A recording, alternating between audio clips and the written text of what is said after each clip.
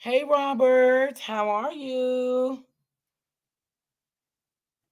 How are you doing, Robert? Hold on. Mm.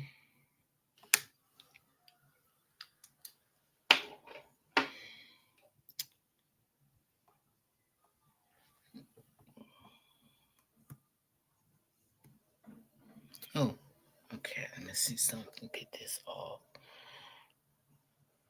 Haven't seen you in a while, Robert. How things going?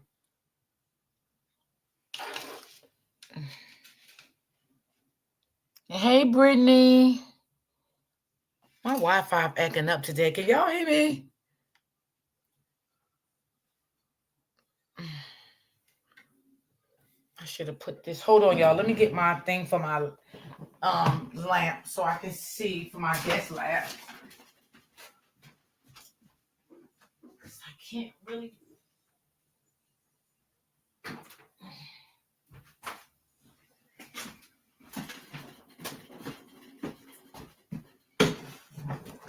Yeah, I need some light over here. Hi, everybody.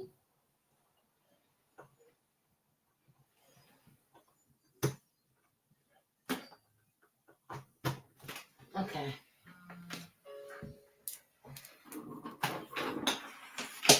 My Wi-Fi acting stupid today. I don't know if it's because of that storm we had last night. Cause oh my god, man, that storm was crazy here last night. So I hope it worked good. Don't give me no hell. All right, let me just hit this light here.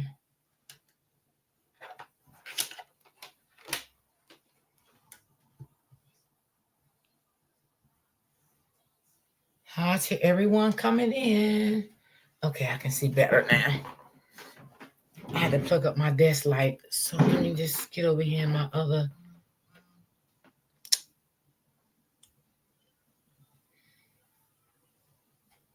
Hold on.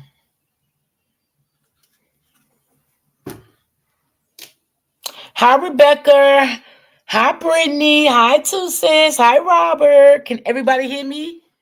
Can you guys hear me? I hope so. Let me know if you can hear me today.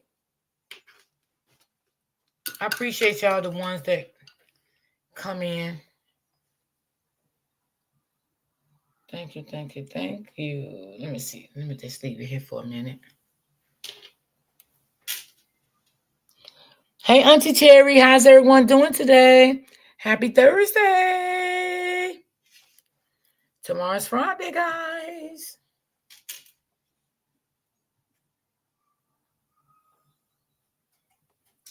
I had a great time with y'all yesterday, the ones that came in. I did have a great time with you guys yesterday. And I have a good story, maybe a couple of stories today for you guys.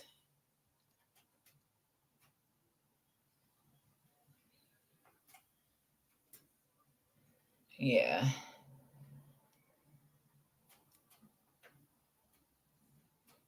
Okay. I'm trying to get up my other device if it get act started. I don't know. My Wi-Fi acting stupid this morning, y'all. I don't know why. I don't know why it's acting up today. Why? All right. I don't know. I thought you wasn't coming back on due to being. Yeah, I don't come on every day, Robert. Maybe like sometimes I don't come on for a whole week. Sometimes I do 2 days a week. You just gotta always keep your notification on, so when I go live, you would know. Yep, you would know. So y'all, this story here that I want to bring to y'all today is about this girl was jealous of her friend and she unalived her friend. So I want to bring this story to you guys today. Hey, Miss D. Hey, sweetie, how are you? If my thing don't act right, let me turn this off and turn it back on. Because this shit really getting on my damn nerve this morning. Well, this evening. Aggravating.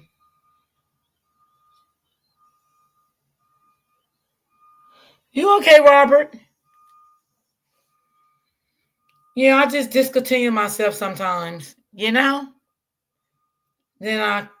come back. Some supporters be hitting me up on the back end, want me to come back and, because they say they missed me, they want to hear my voice. So that's why I actually came back, 2 days this week. Now I won't be back after the day probably till one day next week. I don't know. I might do a live tomorrow. All depends, you know. But it definitely won't be every day anymore. I was putting in so much hard work and I just, you know, I just feel like sometimes it wasn't worth it. I'm just trying to see why my phone's so stupid this morning. This evening. Just like it want to give me a hard time today for some apparent reason here.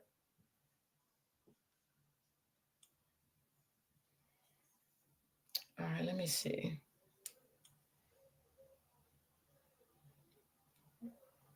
Okay, I think I got it. Wow, see, you have to be careful of who you call your so-called friends. Absolutely. I'm good. I hope you are having a good day. Glad to see you back. Thank you so much, sweetie. Thank you so much. Appreciate that, baby. Roy D, did you find out the story of the mother that left? Yeah, I was gonna play that yesterday. I'm seeking I find it before I get off, Brittany. I'm seeking I find it. Because I think the judge gave her a cash bond. I think 2 million bond, but it's cash.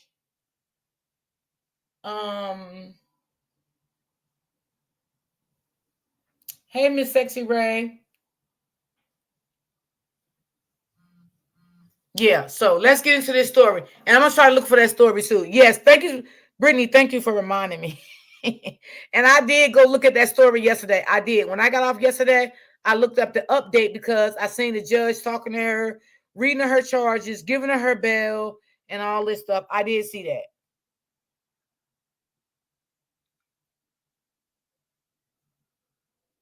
All right, let's see here. Oh, damn, I didn't want to remove that. Oh, no, hold on, y'all. I think I removed the wrong story. Oh, man, I pushed the wrong thing. Hold on, y'all. Oh, no. Oh, no. I can find it quick, though. Don't worry about it. I hope I can. Hold on, y'all. Give me a second. I think I just pushed the wrong doggone thing. I meant to push add to the stage, y'all. And ain't that something? I done pushed the wrong thing. Hold on, let me go back. I gotta go back. Because this is just not the one.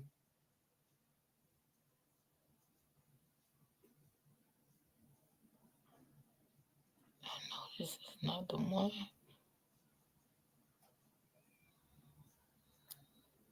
Hold on, give me 1 second. What did I do wrong here? Now I'll be doggone. I done messed up my own story.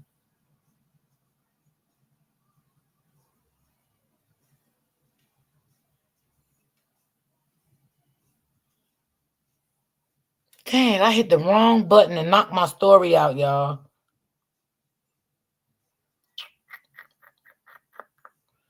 I'm trying to see can I find it like this. You know what, Brittany? Is you in the chat, Brittany?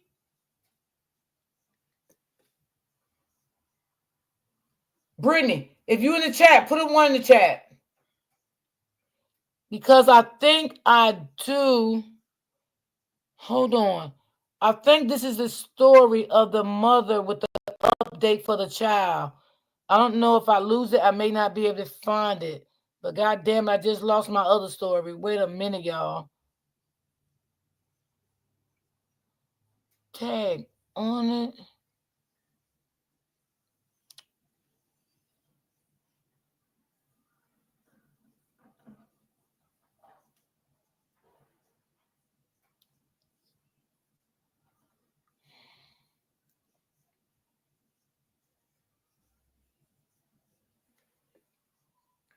Okay. All right. Let me all right, I'm gonna play it, Brittany. This is the update for that girl, for the little baby. The 4 children, I mean. Hold on, let me go back to it. Damn it. Let me see. I think this is it here. Yeah, I think this is it here. Hold on. I gotta bring it up. Hold on. Give me a second. And then I go back to the other story. Don't worry, I can find it. Okay, so here we go. All right. Hey Denise. So this is the story of the update of the mom. Colonial Penn offers guaranteed acceptance life insurance for those aged 50 to 85 in most states. So if you're concerned And about y'all let me premiums, know if I can hear it. If you can hear it, qualify. put a 1 in the chat. Hold on, y'all. Let me go back to the beginning of this, okay? Because this is the update here. I'm glad Brittany said something. Okay. The new H2 Pro system separates clean and dirty water. The new H2 Pro from O'Cedar. Help save lives. Let me Donate get this plasma commercial today. off, y'all. CSL Because I need to go plasma. back and find my story I just lost. Ah. Filthy, yet the children stayed Okay, let me know if y'all can hear this. 24/7, 365. And now finally in 2025, You can't see it? they have been Oh my rescued. God. Hold on, Brittany. That image Oh, you just I know saw, why. Got adults you, with Brittany. hazmat suits on. Don't worry. Got it.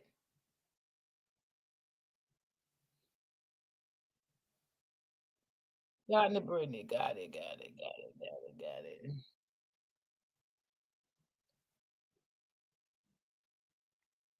All right, let me know if you can see it and hear it now. She's the prosecutor out in Oakland County. Put a 1 in the chat. Today, the charges are 3 counts of child abuse in the first degree.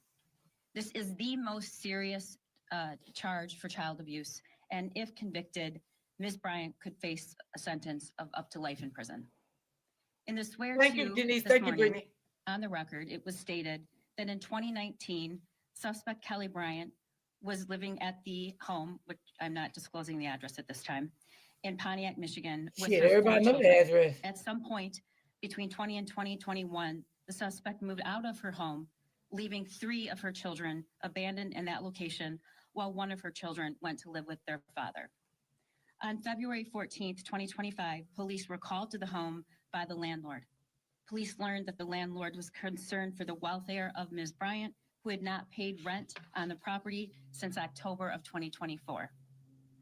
Police entered with the landlord and discovered her 3 children, ages 12, 13, and 15. Her daughters were hiding in a bathroom that was filled with feces, piles of trash, and completely non-functional, while her son was hiding in another room. Police were astonished to find anyone in the location because it appeared to be uninhabitable, with piles of garbage and refuse several feet high, including large amounts of human excrement. The children were afraid to come out of their hiding places and to speak with the police. Police had to repeatedly advise the children that they were there to help and they were safe.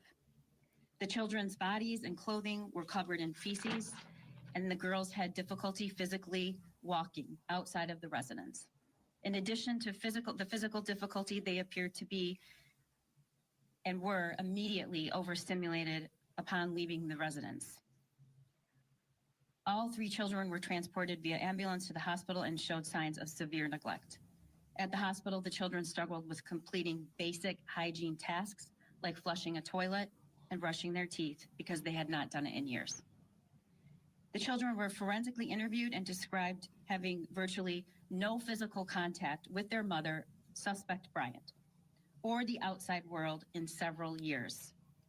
The girls had not left the residence in several years. and her son had only left the home to go into the yard approximately 2 times, never venturing away from the house more than to check the mailbox.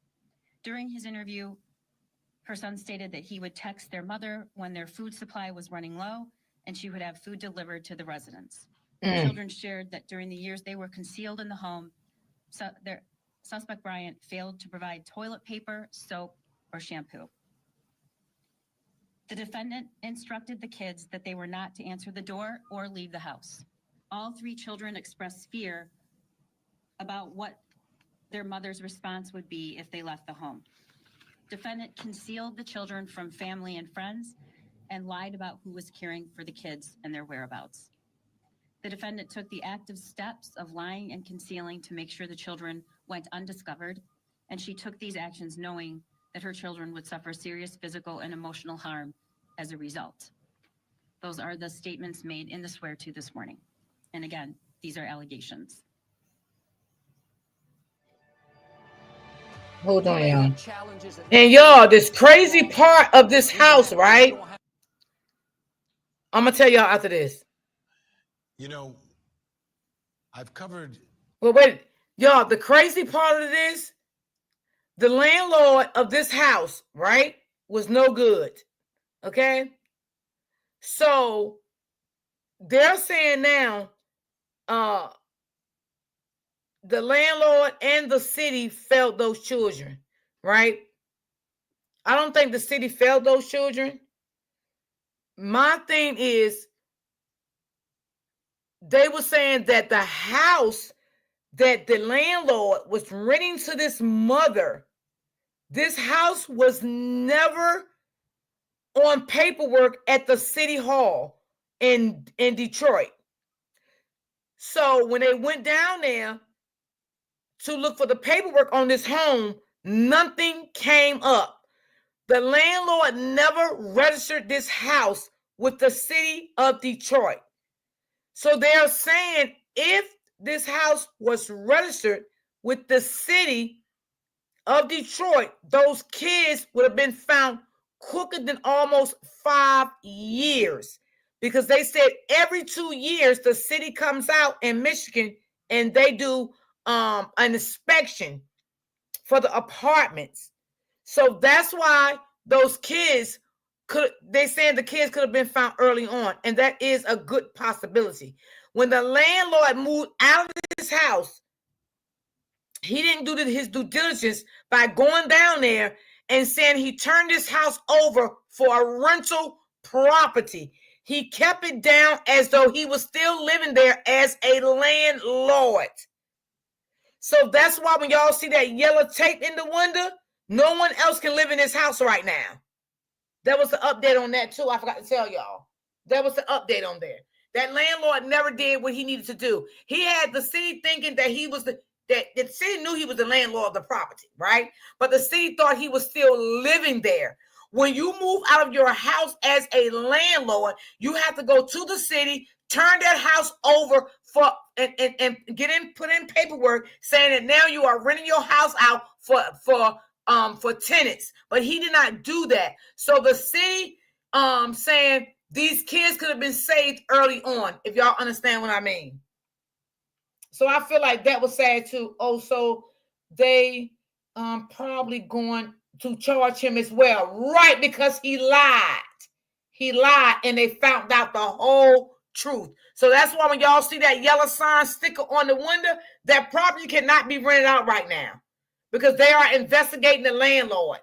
The landlord was just getting rent from that house from this lady, but never went down there and turned this house over as he moved out to rent this house to a tenant. They thought the landlord was still living on these premises because he had bought that house. So it's like that's like little mini condominiums or little complexes. So each landlord buys their own apartment there, right? And they live in it. And then when they want to move, they go to the city hall and they turn it over to for tenants to rent it. But he didn't do that.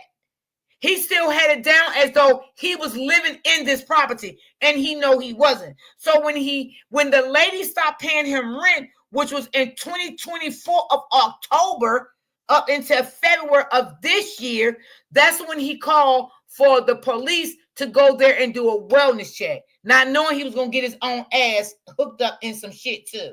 Okay? So let's continue. And this is a strange analogy, but I think it brings home the point. Hey, Toya. Hey, Of Lil cases Tay. where we find Hey, dogs Robin. How y'all doing abandoned today, or sweeties? tied up in a yard or abused, and there's this outpouring of outrage. And that's the best analogy I can have to you. They were treated like abandoned animals, like they didn't matter. And the outrage from that I'm feeling, and I think folks at home are feeling, and the community's feeling, is like through the roof. Like, how could you do this to 3 children, human beings? Let's get to the first question in our investigation. And you saw the conditions. You know what they went through for years. How did they survive? How did these children survive? Let's bring in our guest. Joining me on phone, the Yeah, man how leading did the they survive? investigative I think the little bit of agency food that they in was eating kept them Oakland alive, County y'all, to be Sheriff honest. Michael Bouchard I is really with do us, believe that. and author and certified mental health counselor who specializes in child abuse, neglect, and trauma. Exactly what we're talking about here, Sharonda Brown. Thank you both. Sheriff, I want to begin with you. I don't have no bonds in here, From right? your perspective, I mean, in your work, you see horrible things. I mean, that's part of the job, right? Thanks for everybody that joined. I appreciate How, y'all. from your perspective, did these kids physically survive what we're looking at right now and what was described? You know, it's hard to wrap your head around because, you know, they had no guidance, no adult supervision, no education, no hygiene, no grooming, no hugs, no love. I mean, it's just really hard to take that in and imagine it not for a week, not for a month, but for years. I have, as you said, seen a lot of horrific things. I've been in this business 37 years, and I've never seen anything of this horrific nature with this protracted of a calendar in terms of how long it went on and what kinds of things these kids had to deal with without any love or any adult. Y'all want to support me? My goal today is 8 coffees. I would very much so appreciate it. The physical part, but children need love. Yes. 100%. They need it. Sharonda Brown. How I think when this began, the children. Yes, Brittany, I think the food kept them alive. The little food they was eating kept them alive. Other than that, these kids wouldn't be here. But you go back 4 years, 8 years old, 10 years old, 11 years old. I think How they did said they the mama was survive door this? dashing them food. Yes, she was, When Denise. kids are abused and neglected, a lot of the times they are conditioned in those circumstances. So what keeps them surviving is the fact that this is all they know. They don't realize they're being abused, neglected, or abandoned until society tells them or to someone else tells them that this is what they're experiencing. These things did not begin at the time that we believe they began. We've heard about the abandonment at the ages of allegedly 10 and 7 and 8, but it's possible that these things have been going on their entire lives. When you think about the age of 10-year-olds, hygiene. By that time, they are taught to take care of themselves. They're taught to even put a pizza in the oven or to do certain things, life skills. But it sounds like these lack of life skills and support started way before the mother allegedly abandoned them. So they survived based on the environment in which they were raised. That is how they survived. And the hope is what kept them going and kept them waiting for day one, which is why they were extremely startled when they saw the circumstances outside of just the home they were living in. That is probably more shocking to them than the situation they were in. Sheriff, I mean, simple things like sleeping. I mean, hazmat suits to go in there. Hey, Right? Miss Judy. The smell had to be overwhelming. The filth, the dirt everywhere, and the description. Okay, baby. Thank you for joining. Sleeping. Yeah, you're right. It was terrible. As the video you just showed, that was my search and rescue team donning hazmat gear to go in and take, evidentiary photos of the scene. Absolutely disturbing and disgusting. They were sleeping on the floor, sleeping on pizza boxes. There was kind of one, what you might call a mattress on the floor. But again, think about this: no washing, no running toilet, no showers, and this is going on for years. So imagine the smells in there, piles of garbage 3 and 4 feet high, literally everything covered with feces. You had to like pick spots to try to walk, and you couldn't avoid it. And so it's hard to imagine little kids in there. You know, as I said when we talked Yo, the all last this time, stuff, you this see those update, terrible all this stuff was in movie that house. videos of dogs and when they pull on your heartstrings trying to get donations. Way worse and lasted for years. And these are kids. Sharonda, what are your thoughts about surviving this? There's 3 of them. It's not one child by him or herself. There's 3 of them, relatively close in age. What are your thoughts about that dynamic in persevering through this? The hope that they had for their mother to come back and keeping them together was what helped them survive and bond. Stockholm syndrome happens when you become connected to your abuser as in a coping skill. And you do that out of fear and you bond in that process. And so the being able to call her and say, hey, we're out of food, and then getting the food, while some people may say that's very neglectful, to them, that was what kept them close, was that hope. And they began to survive with each other and knowing that, hey, we're not in this alone, versus someone who would have been there by themselves would have had a lot harder time. Exactly, Robin. They had each other during that process. And the breadcrumbing that she provided was what kept them hopeful. And when they became distrustful of other people, a little nervous, because there's that fear with Stockholm syndrome that something bad is going to happen to you if you speak up against your abuser. And again, these are children who probably did not realize that their mother was an abuser or even neglectful or abandoning them as they were trying to keep their word towards them. And that's the power of abuse. Mentally, it will definitely make you believe you're doing something wrong. Oh, okay, Miss Lewis. And I think that is what kept love you, baby. Okay, guests are going to stay with us. We have a lot more to get to. Coming up next, where was their mom? And y'all, before we listen to this part, this is the court part, right? The mom was staying with another woman. I have to find the other part to that because I don't think it's in here, right? The people went to the house. They interviewed the lady that she was staying with, but the lady would not show her face. So they asked the lady, you can hear the lady talking. They asked the lady, where did you think the kids was at? The lady said, she told me the kids had moved with their dad, and I believed in her. She said, so you would not never ask her, why you not being with your kids? Why you not spending time with your kids? Anything like that? But the mother was staying with the lady. It was not a man. It was a lady. And y'all, it's crazy because the lady was staying not fucking 20 minutes from the kids. Okay? So I felt the lady she was staying with should have did a little more deep diving. That's just my opinion, y'all. And I could be wrong, but that's just how I feel about it. But let's get into the court thing. What's up, Open Book? What's up, Auntie Lynn? I love you guys. There's no consistent history. 911 emergency. Can you get someone over here now? Okay, what does he look like? He's O.J. Simpson. I think you know. Oh, Lord. Nobody want to hear They about were him. broken out, and he was still mad. Police have been saying, madam, there's no consistent history. So this accused squalor mom, transient, no real address, but exactly, Brittany. There's a townhome with her children in it, but she's not there.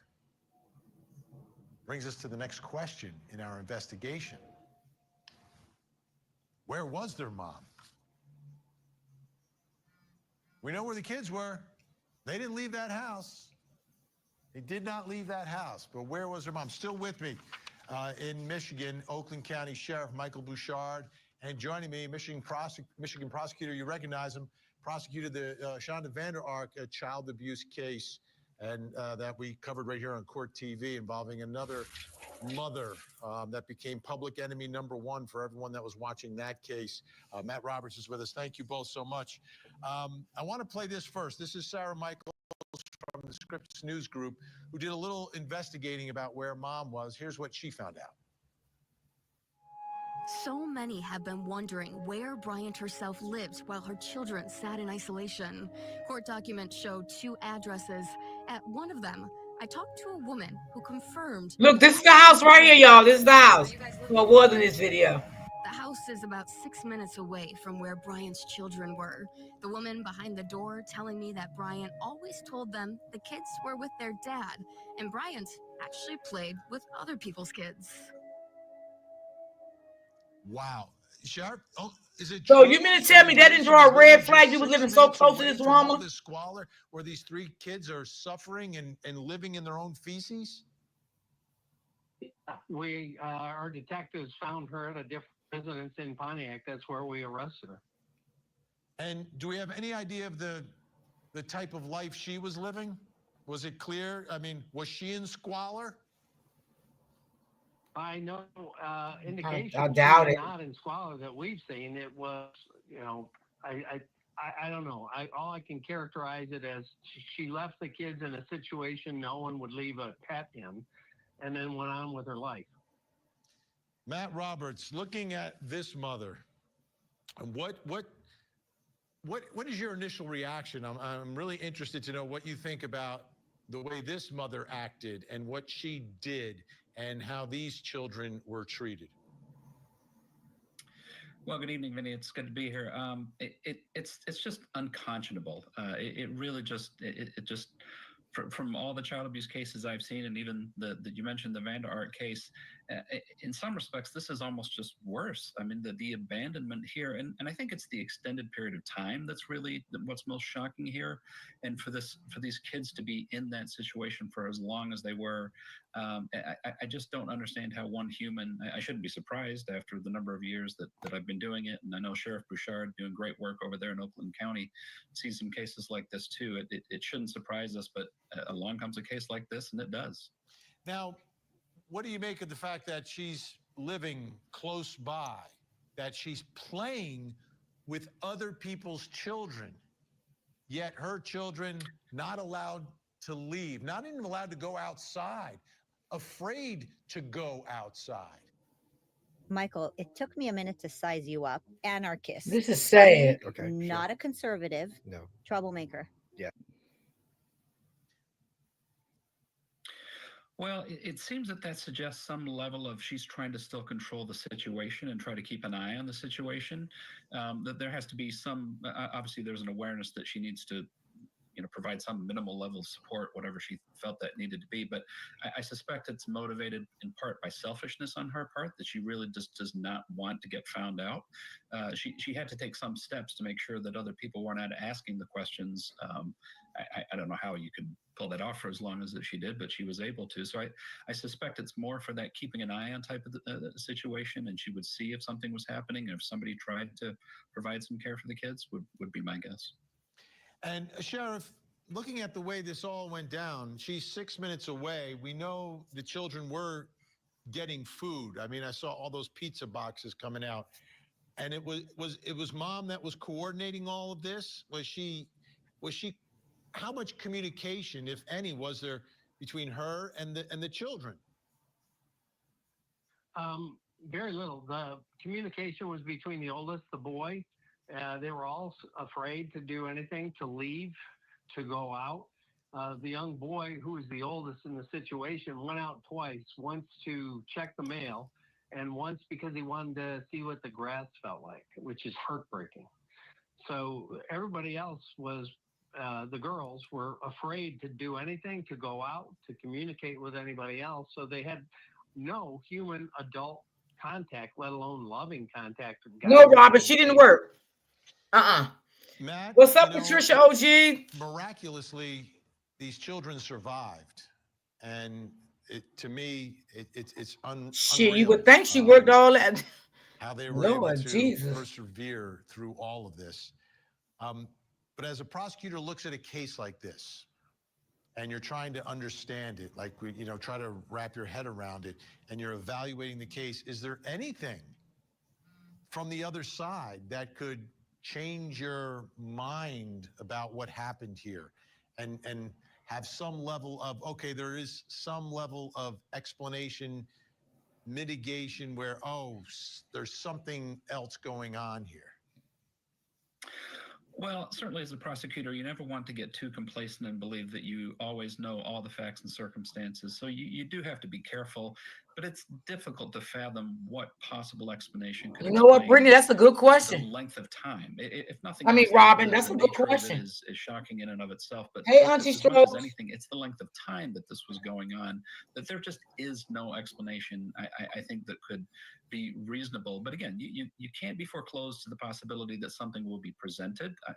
Obviously, it's too early to speculate on what the defense might be in this case, but and you always want to be thinking about that as a prosecutor. But I think you're pretty well equipped to handle to a jury when it gets to that point, to present to them and say there is no explanation that you could think of here that would possibly justify this beyond some type of insanity defense or something like that. And who knows if that's where this is going. Yeah, but it seems, and Sheriff, the way the children were discovered was for non-payment of rent, created some concern for the landlord. So that tells me that she had been paying rent for years. Yeah, she had been paying rent, and in the beginning, the food deliveries were maybe Exactly, a little more Denise. regular, but towards the end, they were less regular, and even sometimes, a loaf of bread that would be required to last for many days.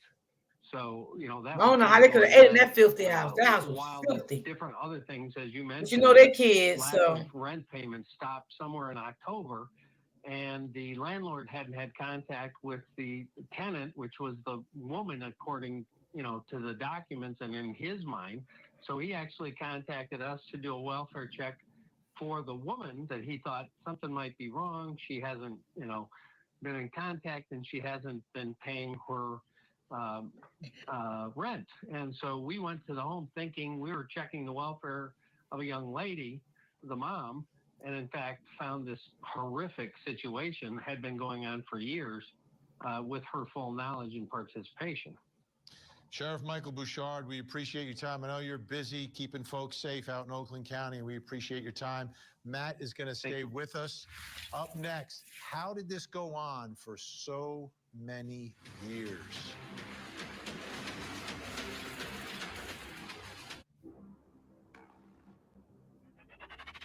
Hold on, y'all. Let me get this all.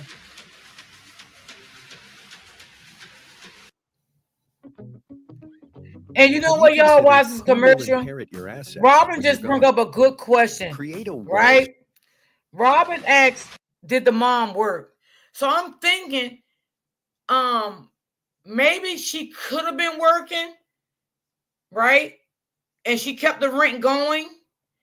And then maybe she stopped working, lost a job, and couldn't pay the rent anymore. I'm just saying, because how was she paying the rent? And I just thought about that when Robin asked in the chat. Excuse me, that was a good question. So I'm just assuming maybe she could have been working for all those many years, and then she stopped and the rent stopped, because the rent stopped back in October of 2024. Okay. The landlord sent the police there in February of 2025. Okay. But she was seen out giving food to the homeless back in 2024. So maybe she's working then, you know what I'm saying? And she was feeding the homeless on top of it, but still neglecting her children. Y'all let me know what y'all feel in the comments. I'm just thinking, hypothetically, because I really don't know.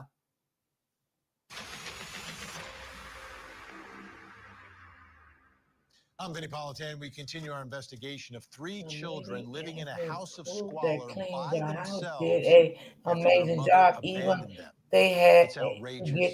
They did do a good job. Here's the story. What was happening inside this townhouse in Oakland County, Michigan was unthinkable. You know what, Denise? Clutter. Denise, I was thinking that also. What happened? I was thinking the same thing. Stay out of my head, Denise. I was thinking that, but I didn't want to say that. But I definitely was thinking that also. And Brittany Les, yes, they did a fantastic job. Like, they really did. They did a fantastic job. Yeah, I agree with what you said, Miss D. Yeah, something went wrong. She could have had a job and lost her job, stopped the job, and everything just stopped. Because I mean, I guess as time go on, we'll get to know even more, about really what really took place. But I do know for the ones just coming in this chat that the house that the mother was living in, y'all, was not registered through the city. Okay? So the landlord never registered his house for the ones that's coming in. Okay? He never registered his house through the city of Detroit or Michigan, one of them. Okay? He had the city thinking he did own the house. It was his property. But he had the city thinking he was still living there as a landlord. He never went down there once again to switch the paperwork over to rent it out as tenants. Meaning the city is saying if he would have switched the paperwork over to say he was renting it for tenants, then these children would have been caught a long time ago alone in that house. Because in Michigan and Detroit, they said they do inspections every 2 years because they do it here too. Okay? They do it here too. So I don't know how the city is going to, maybe they might give him a penalty for what he did. I don't know. But this is what the city was saying. Disgust and children, 3 children, living Section 8 do alone inspections, for so I years, do think somehow that would surviving, have happened but if never she would have going been on outside, Section 8. Facts. never going to school, never getting any parental love. But then again, if she has Section or 8 affection. voucher, the It's a inspection tragic every story. year. It That's has true the too, community Denise. confused, So she probably didn't have that.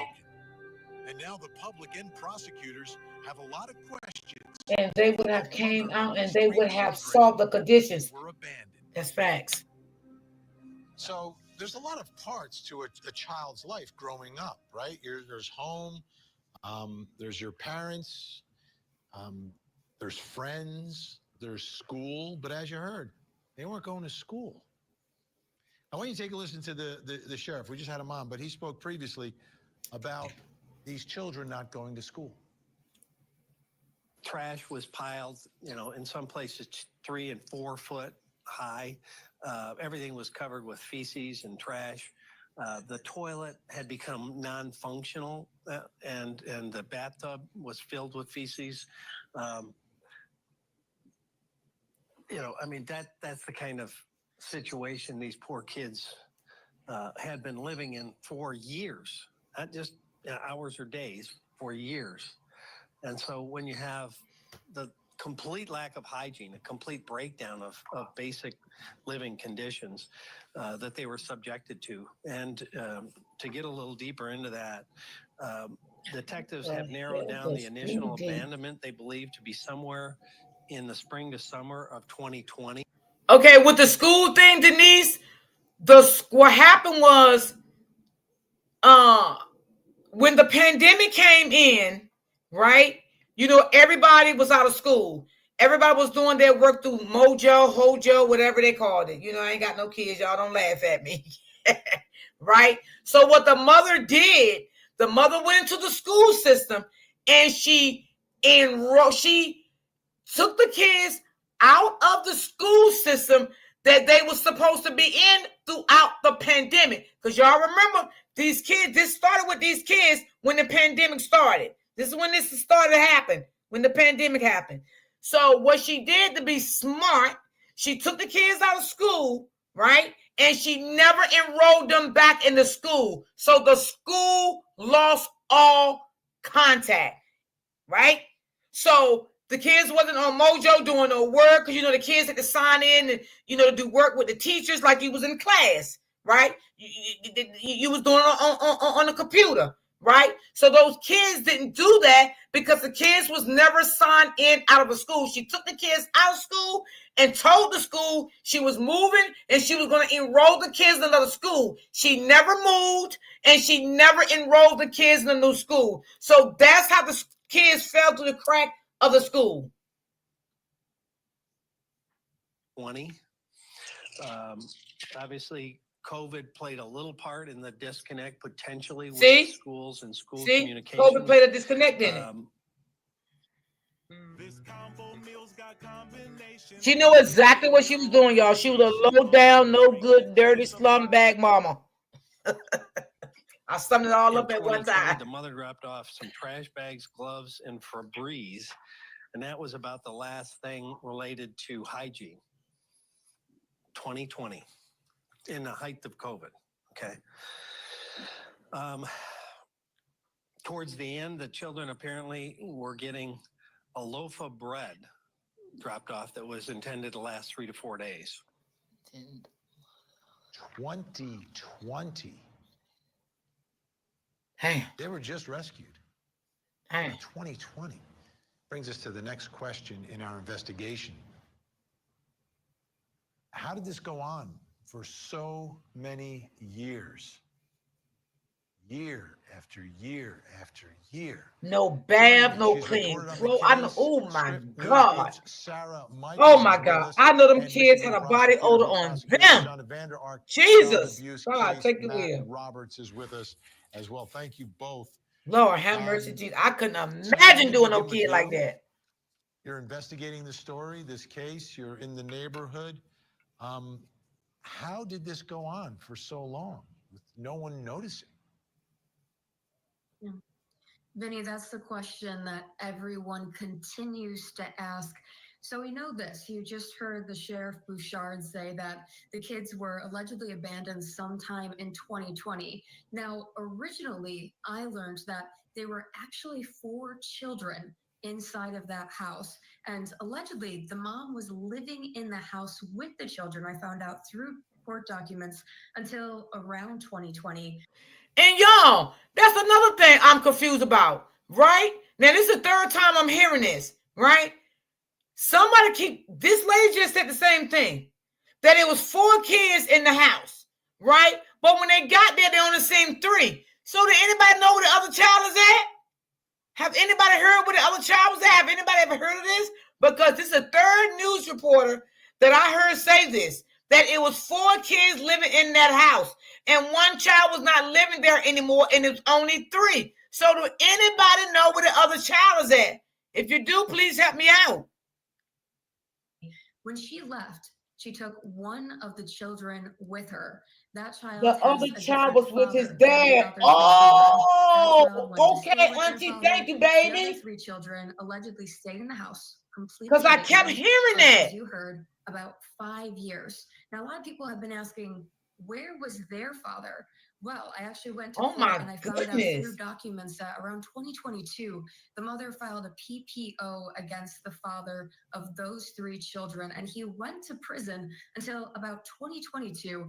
I also found out through court documents that when the father got out, he tried to get custody of the children. He tried to make contact. He even went through the court, but somehow, no one seems to know how this happened, the mom was still able to block the father from getting access to the children at all. I also spoke to the dad's dad, the paternal grandfather, over the phone this week. He tells me that they invited the mom and the children to multiple family events. They reached out multiple times. Yeah, I heard that too. It was always no. Locked up and hidden. No. And I also heard that she went and got a restraining order out on her dad. The dad, the kid's grandfather. She put a restraining order out on him. Now, why? I don't know. But yeah, that's what I heard too. No one's seeing them. And it's interesting, Matt. It all starts during COVID, right? When everyone is staying in. Hey, Miss Joy, baby. It's sort of normal. But Open book, is you still in the chat? For these children. I'm wondering, Matt, from your perspective, in trying to understand what happened here and then having to prove something in court, are these children going to have to testify?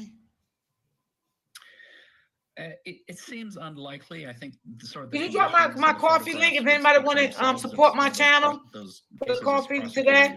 My goal today is 8 coffees, y'all.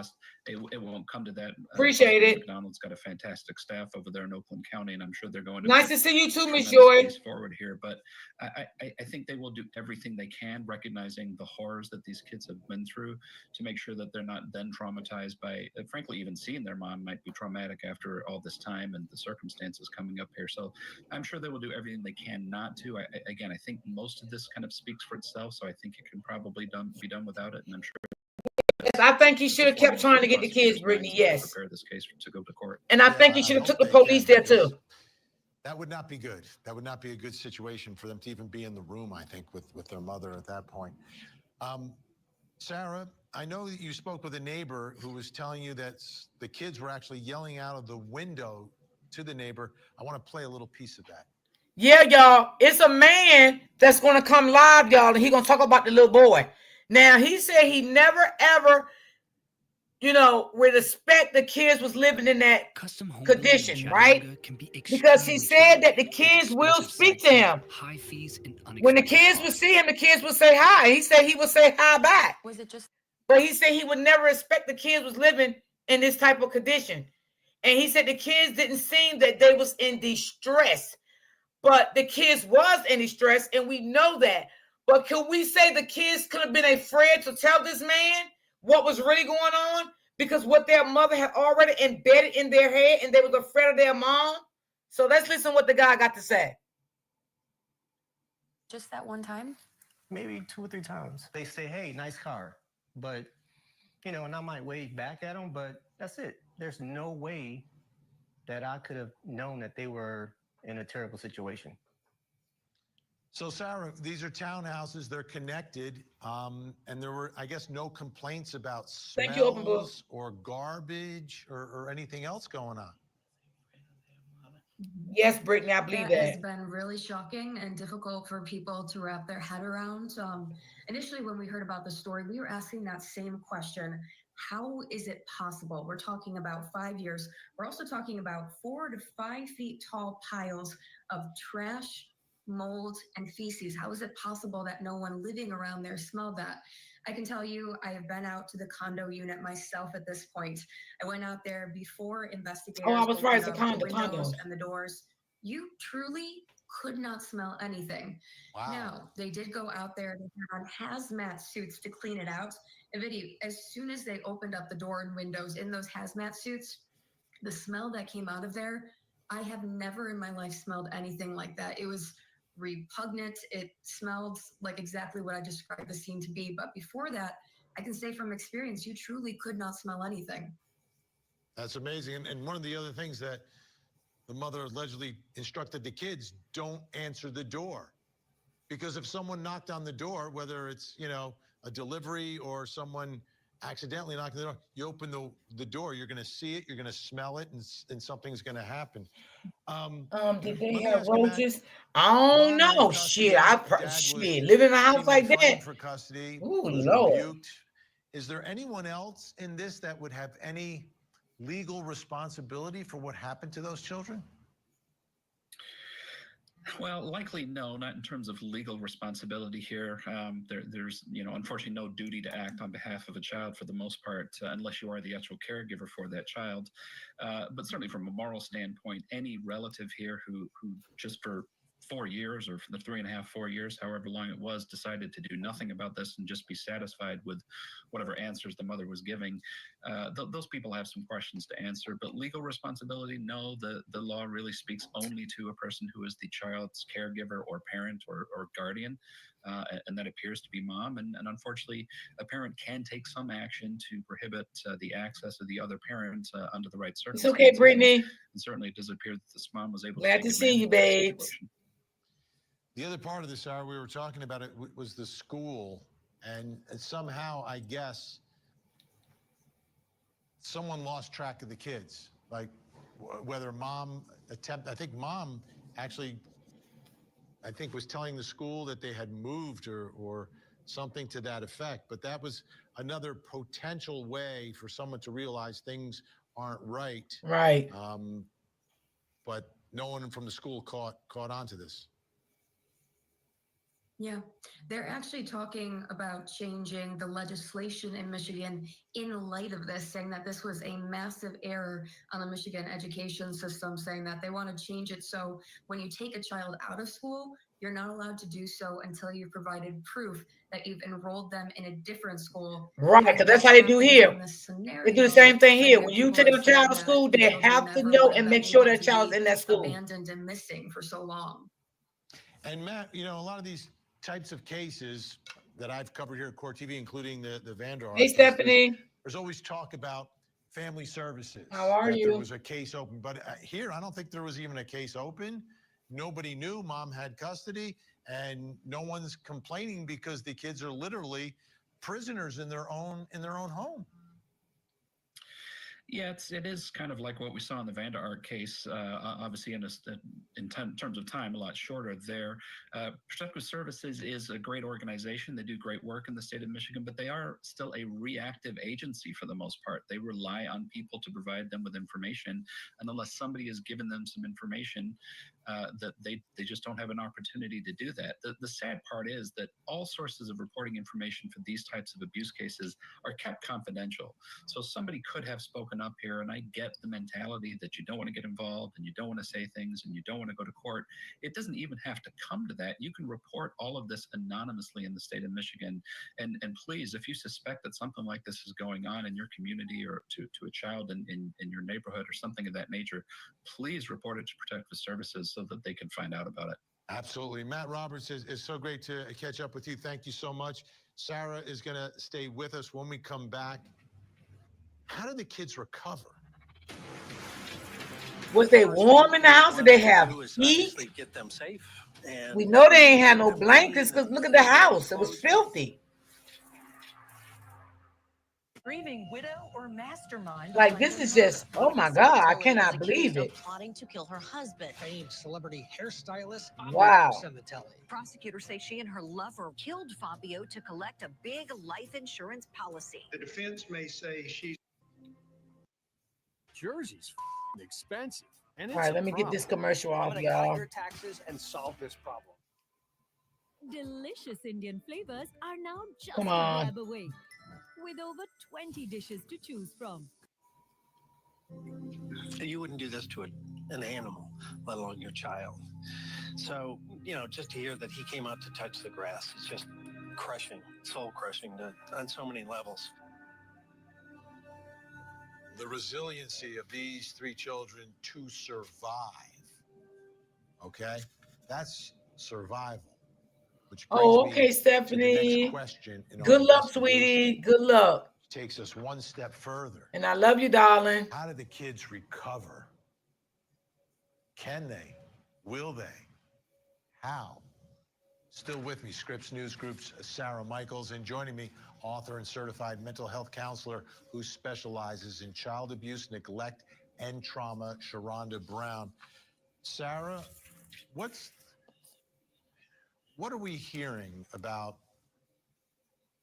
the kids? And I know the sheriff described it somewhat. Is there any sort of information being released at all about how they are doing at this point? Yeah. How the kids are doing is probably the part of the investigation that the sheriff and the prosecutor's office are being the most tight-lipped about, as they should. You want to respect the children's privacy after all these years and what they've gone through. I will say that we know that right after they were taken out of the house, they were taken to the hospital, and directly after that, they were taken to Care House, which is a local nonprofit where they received mental health treatment.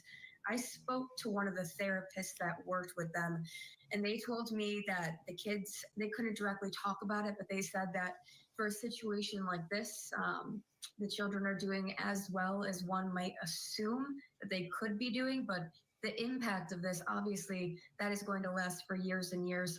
I also spoke to the dad of the children, so the paternal grandfather. He told me that they are quite shaken up, very confused, but once again, doing all right for what they've been through.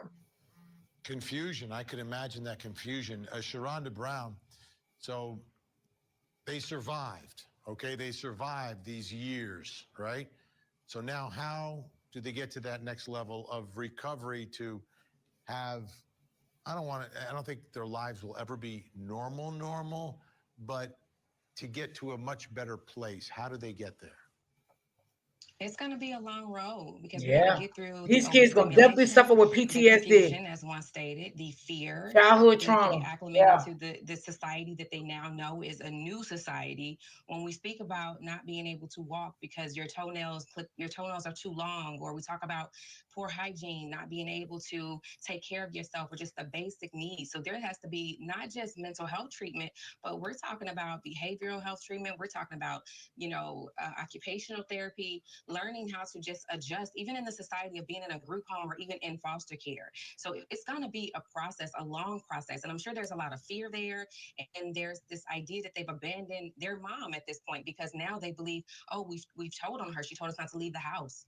And we've left the house. So they probably believe they're in trouble on some level. So even getting through that, but it's going to take some time.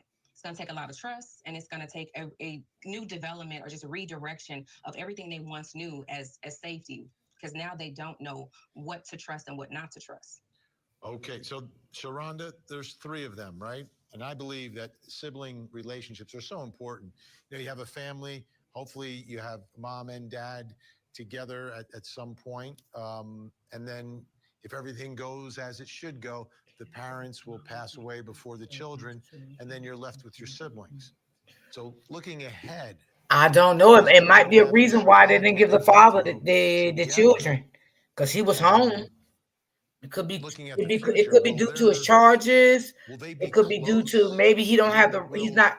In the right place of living status right now. All depends. I don't know. That dynamic work, and what do you think will happen to what I believe are very important relationships with siblings?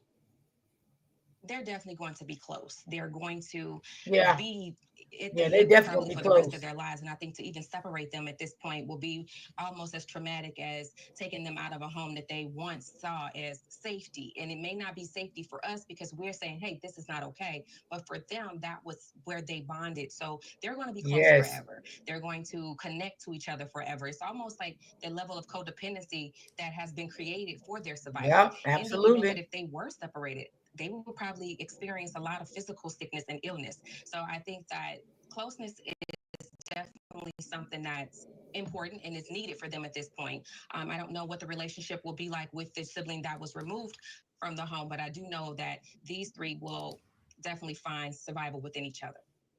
Sarah, how about the community? I can imagine, when I was doing straight news, you have different stories, different days. Anytime we would do a story about animals that were found, the outpouring of support from the community would be through the roof. He probably would still get to see the kids now more though, Brittany. Because I think his father's the one that got the kids.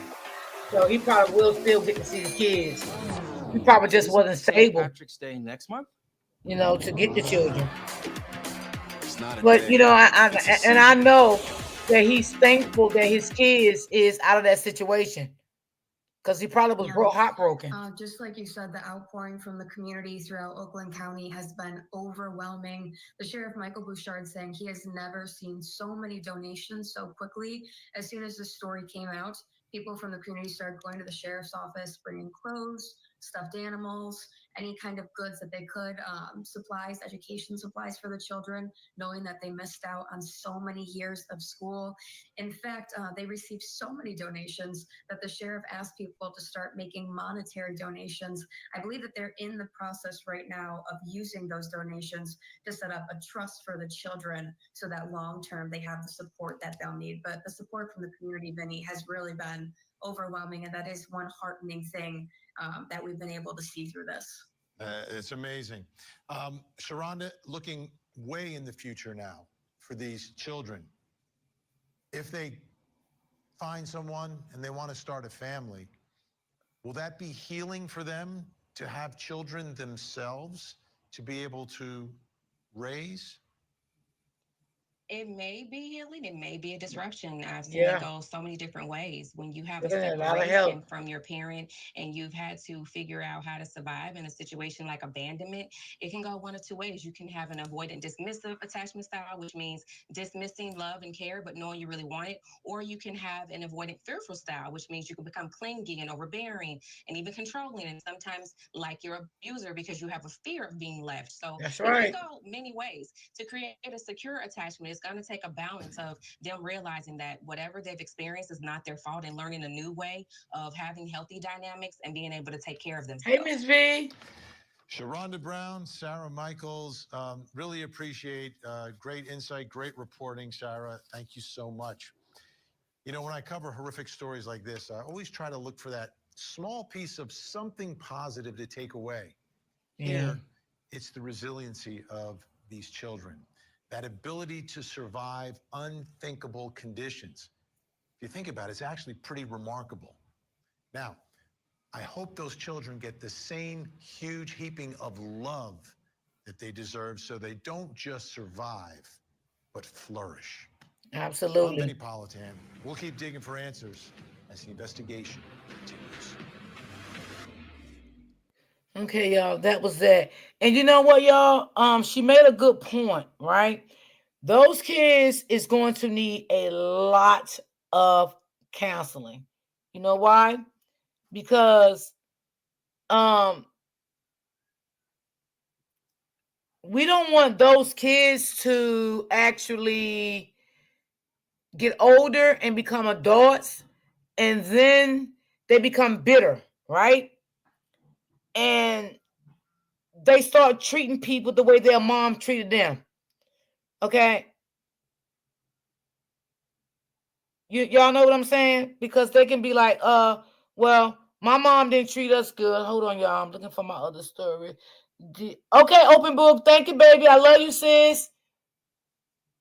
God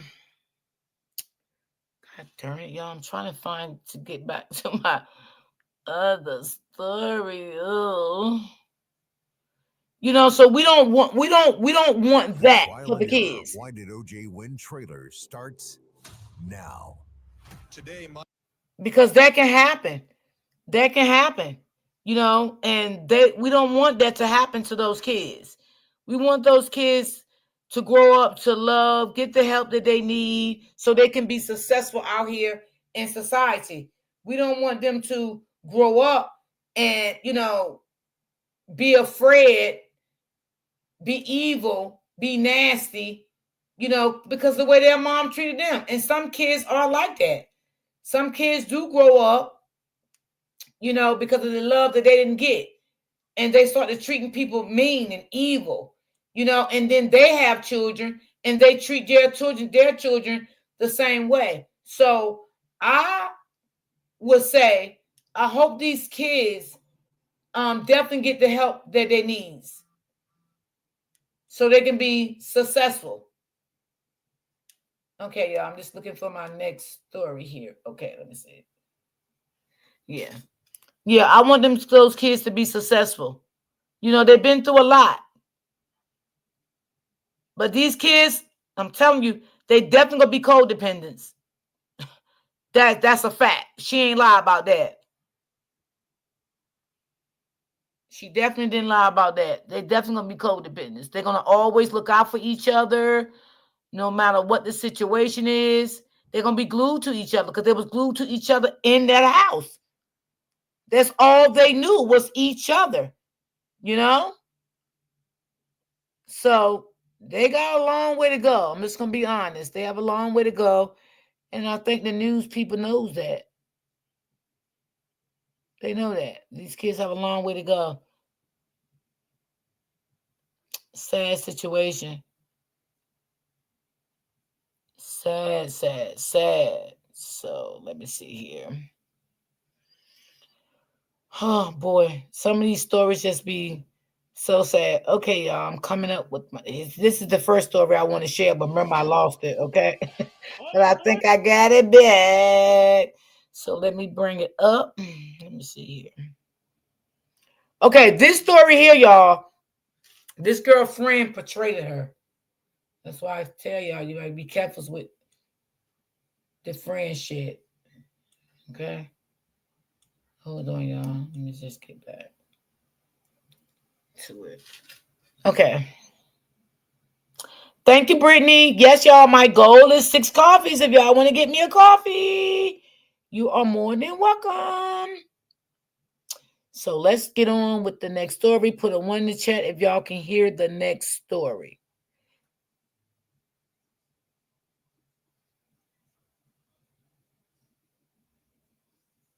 Okay, hold on. Let me just get to it.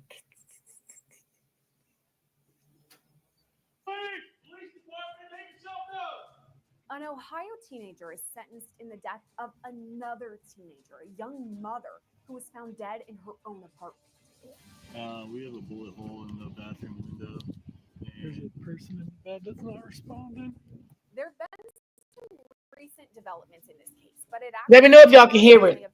I got it up long as I can on my side. Jasmine Chester started getting worried around that when they hadn't heard from Jasmine in more than a week. They really knew something was wrong when Jasmine didn't come to pick up her kids, which was totally Brittany said she looked crazy. There had also been a strange social media post before her disappearance. It showed Jasmine with another girl, Nikayla Holmes. She sure was, Jasmine's Brittany. family said this was kind of weird because she was Thank you, Brittany. friends with Nikayla. They even said Nikayla had threatened to shoot Jasmine in years past. Putting all of this together, Jasmine's family called in a wellness check. And here's what happened. So here's the thing. She said that the female that we're looking for. Jasmine something, 5'3", 130. Yeah, the last time she was heard from was a week ago on the 19th. She had sent an Instagram photo with her and a girl that she used to be friends with. And I guess a year Thank you, ago, Miss V. a friend of hers threatened to kill her with a gun. Actually, it's right here.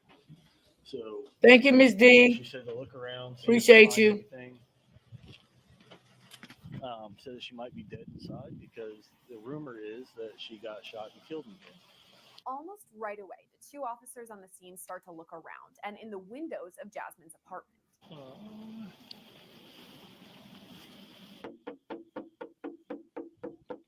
Hey, Lisa. We have a bullet hole in the bathroom window, and there's a person in the bed that's not responding. And there's a person that's laying in the bed that's not responding. These are the same moments from the other officer's perspective. Ooh, here's a strike. Kato.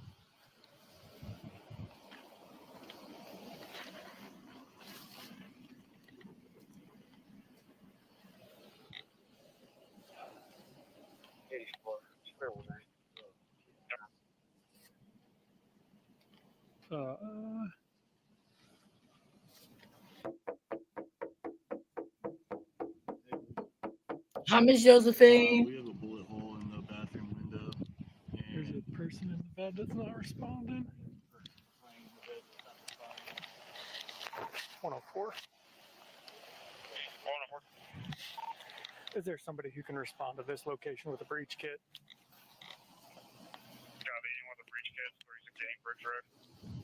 Let's pause this just for a second to thank our sponsor, truthfinder.com. As you can see with this body cam, you never really know what's going to happen or who you're going to surround yourself with. And that's where Truthfinder comes in. It's one of the largest public record search services in the entire world. Here's how it works. Go to their website, truthfinder.com/LCBodyCam. At this point, officers know they have to go into Jasmine's apartment. All right. All right, thank you.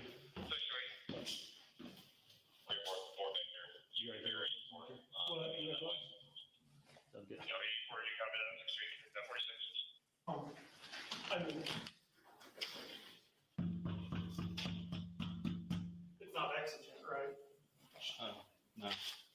I mean, And y'all, I don't understand this. Because you see the papers that he took out of the door? That's eviction papers. So how long was this girl in this apartment unalive before someone called? Was it a month? 2 months? I don't know.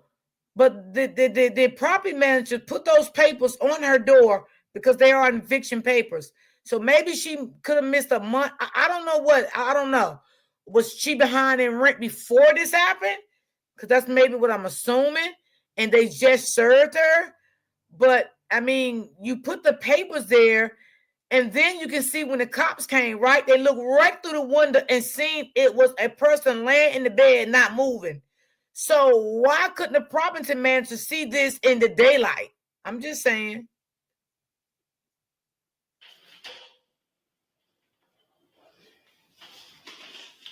Anyway, she said that the family knows that the girl that she was with on the 19th was there. She said the last time they heard from her was the 19th from that Facebook post or Instagram post, whatever. And social media is getting crazy. Police department, make yourself known. The second officer's perspective gives a better look at how they got into the apartment. Let me give it a boot. Columbus Police! Police department, make yourself known! So once they're inside, the officers go from room to room just to clear the area and to find Jasmine.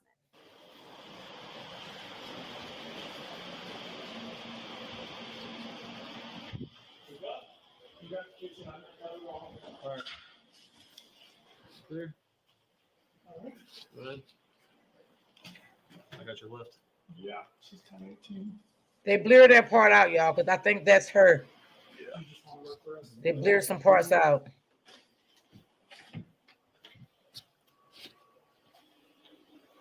Yeah, there's a couple bullet holes in them. Here's where officers find Jasmine's body. She'd been shot in the head. I'm your cover long.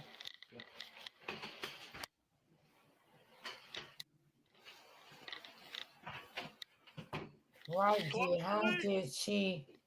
how long did she pass? A month or maybe longer than that. Yeah, that's what I was saying when I watched. I'm like, what the hell is going on here? Let's just back out and hold it. That's her, y'all. They covered. Well, what they thinking that what the cops is thinking that they unalived her in this house, right? But not in that bed. They think that she was unalived in this house, but put in that bed, and they put a blanket on her. And before the person left the house, they put the air conditioner on, but cut the air conditioner down. And we already know what that was for, so the body wouldn't have a smell to it.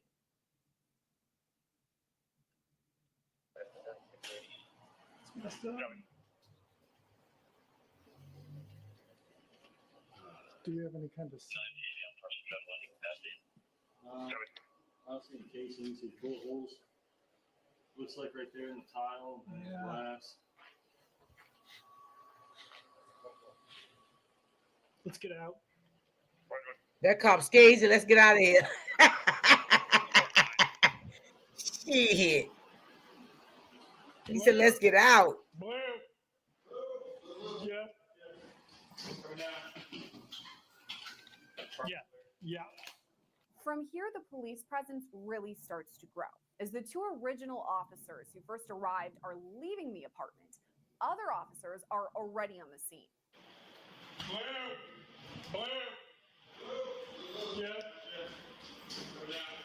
That officer scared. He said, hey, Miss Shay. She is 100% 1018. 912 apartment's clear. She was born in 02. 28. Yeah. There doesn't appear to be a scene, but there's 3 strikes and like the 2 in the bathroom window and 1 in the bathroom wall, but I don't see anything else. She is 100% 1018. 1018, dead on arrival. She was born in 02. 28. There doesn't appear to be a scene, but there's 3 strikes and like the 2 in the bathroom window and 1 in the bathroom wall, but I don't see anything else. Somebody laid her down in the bed and cranked the air conditioning, but she is. Because I don't see a scene, right? But it is. Do you mind? Yeah, we just got to hold this until we get it pronounced, and then we're gonna have to get homicide out of here. Lisa's on her way out. Lisa Moody's on her way out. Anything in the hallway? Check the hallway. This happened. She thinks a week ago. I'll check. Surrounding area. Yeah. that there's no reason for us to be in here except for fire and pronounce. So we're just That man's scared. I mean, it's true. She's deceased, so. Bedroom to the right. Yeah, if we can get some tape inside just to keep people from moving through here. Yeah. But it's a stale scene. She's been here a minute. You didn't call the sense of family.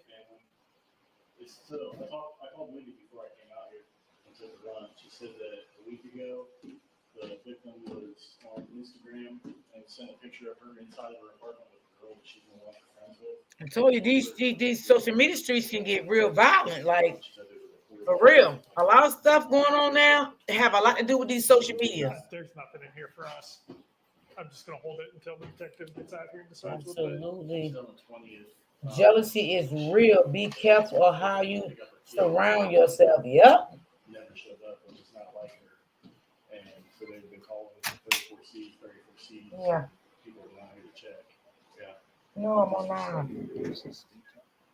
Yeah. Somebody cranked the air conditioning. But it's like 62. So 28. Yeah. Yeah.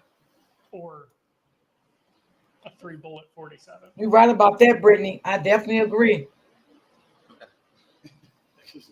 That's why I said that social media can get real violent, can get ugly.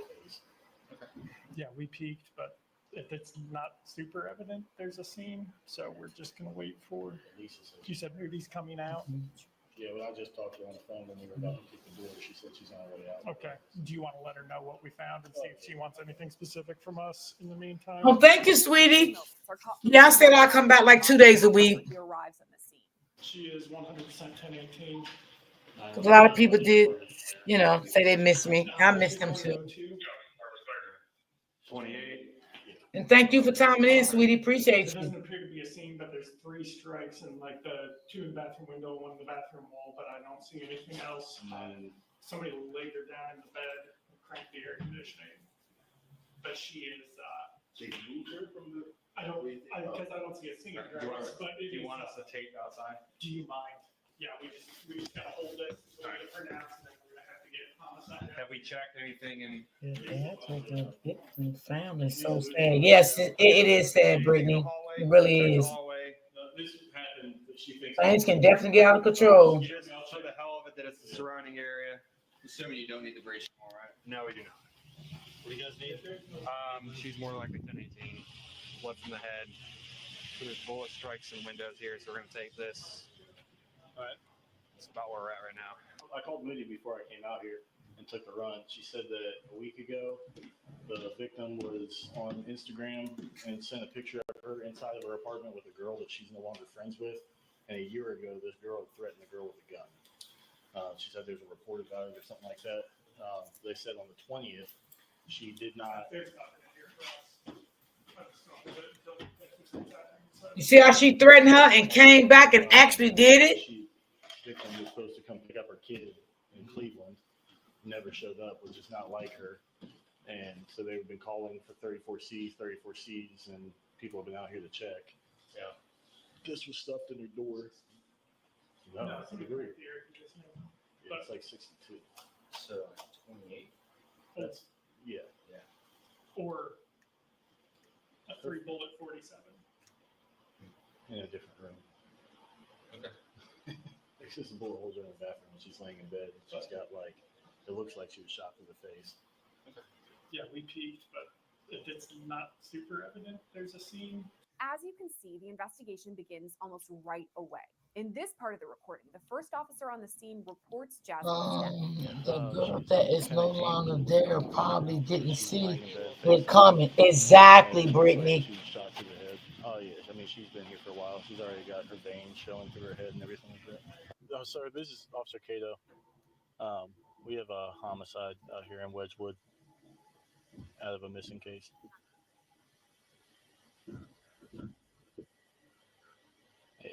Yeah, we went out there to check on her, and we saw bullet holes through the bathroom window, and then we were able to see a body in the bed from the outside, and we kicked the door, and Engine 12 just pronounced it 1210. Meanwhile, the other officer that was first to the scene waits by the front door of the apartment. I just need fire to come in and pronounce, and then it's just scene security. That would be great.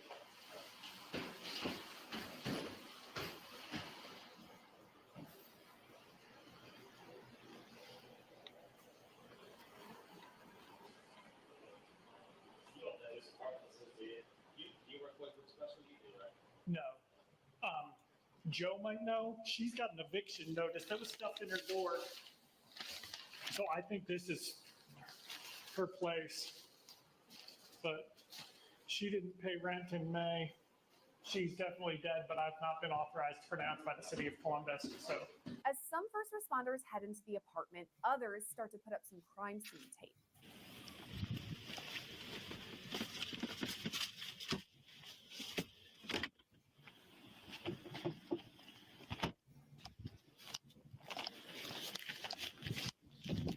But the girl did make a report. She did make a report.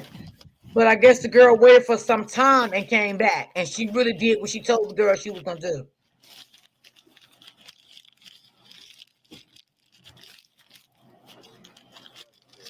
Is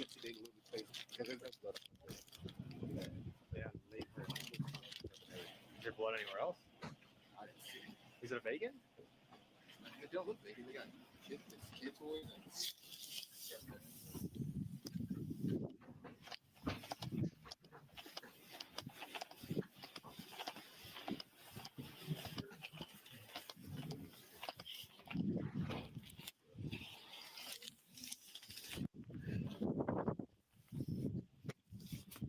Joel's saying it looks like they moved her into a bed. It's like she got shot and they put her in bed and like pulled the sheets up on her and then turned the AC way down. Told you. There's bullet strikes. The AC was to keep the smell down. I'm not going in there. I don't. That cop right there, he ain't with it. Okay, he just ain't with it. He said, "I ain't going in there." He ain't with it. When another officer You know? helps put up more of that crime scene tape. Huh? It's gonna be. Maybe gives him This is gonna be flashbacks, a you know? 28. Yeah. Maybe something happened to his family or something like that. You just never know why. You know, he really don't want to go in there. Oh Jesus.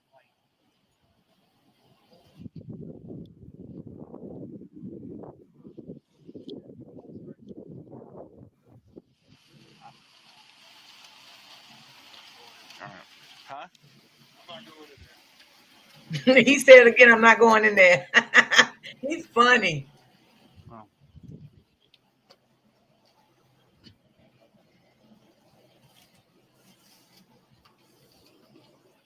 Yeah. Yeah, that's what I said, Brittany. They don't got people walking down on them the whole time. He said he'll stay outside and patrol.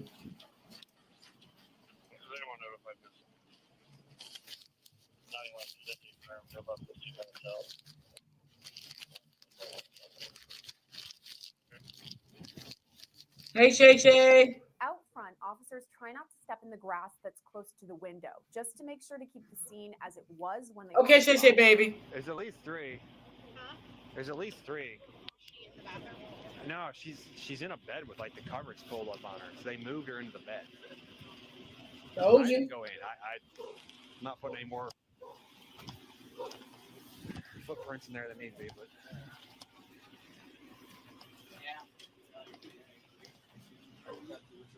And I don't want to go like stomping through the grass a whole bunch in case they are close. I mean, they're not. They don't look like they're from the street. It's like someone was standing roughly in that general area, putting it straight through the window.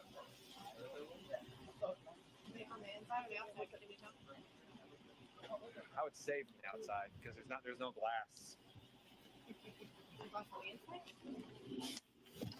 Joel, did you see any glass on the inside of the bathroom?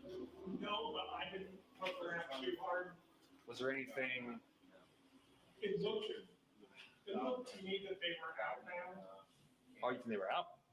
Yeah, because there's two in the window and there's one in the tile of the shower. So If I'm looking at the window, which side of the? So it's like window, shower, looking this way. You're probably right then. So Because there's one right in the middle of the pane, and there's two. Yeah, right. It looks like two because it's. Yeah, I was just. But if you're saying there's then one off to the left, then you're right. It was. I mean, I was pretty sure she was dead, so I was just trying not to. I got you. Okay. So somebody will figure it out. Yeah. While all of this is happening, officers start to look for neighbors to see if they have seen or heard anything that was important.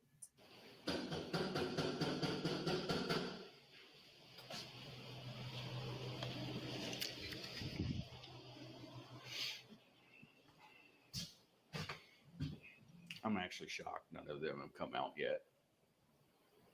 Yeah, she just told me about. Sometimes people like to get involved in stuff, you know. Or is that not an apartment at all? It's not. That's like a utility deal. Oh, okay. And then like 1 through 4 on the second one, and then like 5 through 8 are on the third floor. And it's higher number is lower. I don't know. And it works like counterclockwise. And it's like it's bizarre. So.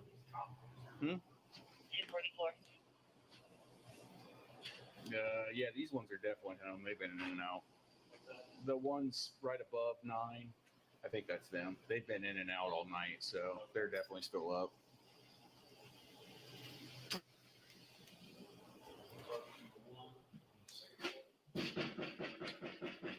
Hey, I got one down here for you. Hey,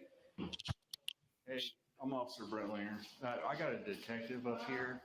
He wanted to ask you something, if you heard anything going on over here recently. Oh, he was in the. Did he? Okay. You talked to him already? All right, cool. All right, good to go then. Oh, no, we're good. I think he was knocking on the neighbor's door. Sorry. Yeah. Body camera recordings from this time frame don't really show much of officers speaking with any neighbors. But when some officers come back later to clear the scene and take down that crime scene tape, they do hear from a neighbor, and it's all caught on cam. Yes. No. Really? Let's just say homicide's involved. Really? Yeah. What? This one? Yeah. We didn't hear nothing. The only thing I heard is in the middle of the day, I don't know what time it was, I heard 2 shots. But it sounded like it came from outside. Well, let me ask you this. Yeah, a lot of people is Brittany. A lot of people. And sometimes you can't blame them. Did you hear gunshots that were really close? Oh, so it's been a while? Yeah. Oh, no, because we can hear everything. Like, Okay. we hear her arguing with her man. We hear, like, her yelling at her kid and stuff like that. Right. And no, not that I know of. Nothing like that within the last. Sound like the walls there is very thin. Everybody can hear everybody's business. 3 months ago, we heard, it was in the middle of the night, she was arguing with her man all day. Okay. And we was sleeping and we woke up to like it's. I think it's related to an 81 run. The male has been dropped off the car to the box. And someone must have came outside from a different apartment. And someone tried to break in. Okay. Like we always have problems with them arguing and stuff like Right. that. Okay. All right. Well, if you hear anything or you think of anything or you talk to anybody else, let us know. Okay, I will. Thank you. All right. Yep. Not long after this, Nikayla Halton was arrested near Cleveland on unrelated. So this is the girl that did it, y'all. This is the girl 2 and 2 together, though, that and she was unalived charged her. with Jasmine's death. 2 full years later, Nikayla Halton pleaded guilty to a voluntary manslaughter charge in Jasmine's death. She was sentenced to 14 to 19 and a half years in prison, meaning she's required to serve at least 14 years. According to local news outlets, it's still unclear what led up to Jasmine Chester's death. Reporting for Law and Crime, I'm Sierra Gillespie. Yeah, you gotta be careful, y'all, because Trump promised to bring down to be honest, baby, trouble is easy to get into on these social media platforms. They really are. You know, you just gotta be careful. You know, this girl probably never thought that this girl was gonna do what she said she was gonna do to her. She probably didn't think that, you know, but she did make a police report. She definitely did make a police report, but she probably didn't know that, you know, this was gonna like actually really like take place. You know what I'm saying? She probably just go on about her daily life every single day, not knowing this really was going to take place. And she was going to lose her life. But in the mix of this, she did lose her life. You know, she would never get to see her child again, you know, over an argument that they had over social media. So it's sad. It is so sad, y'all. It is. Hold on.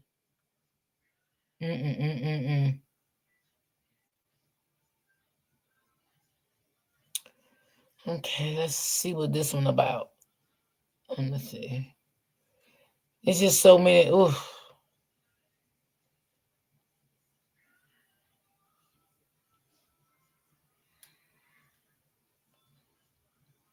There's just so many stories out here you can talk about and, you know, do commentary on, because there's so much going on every day. Every day. Let me see.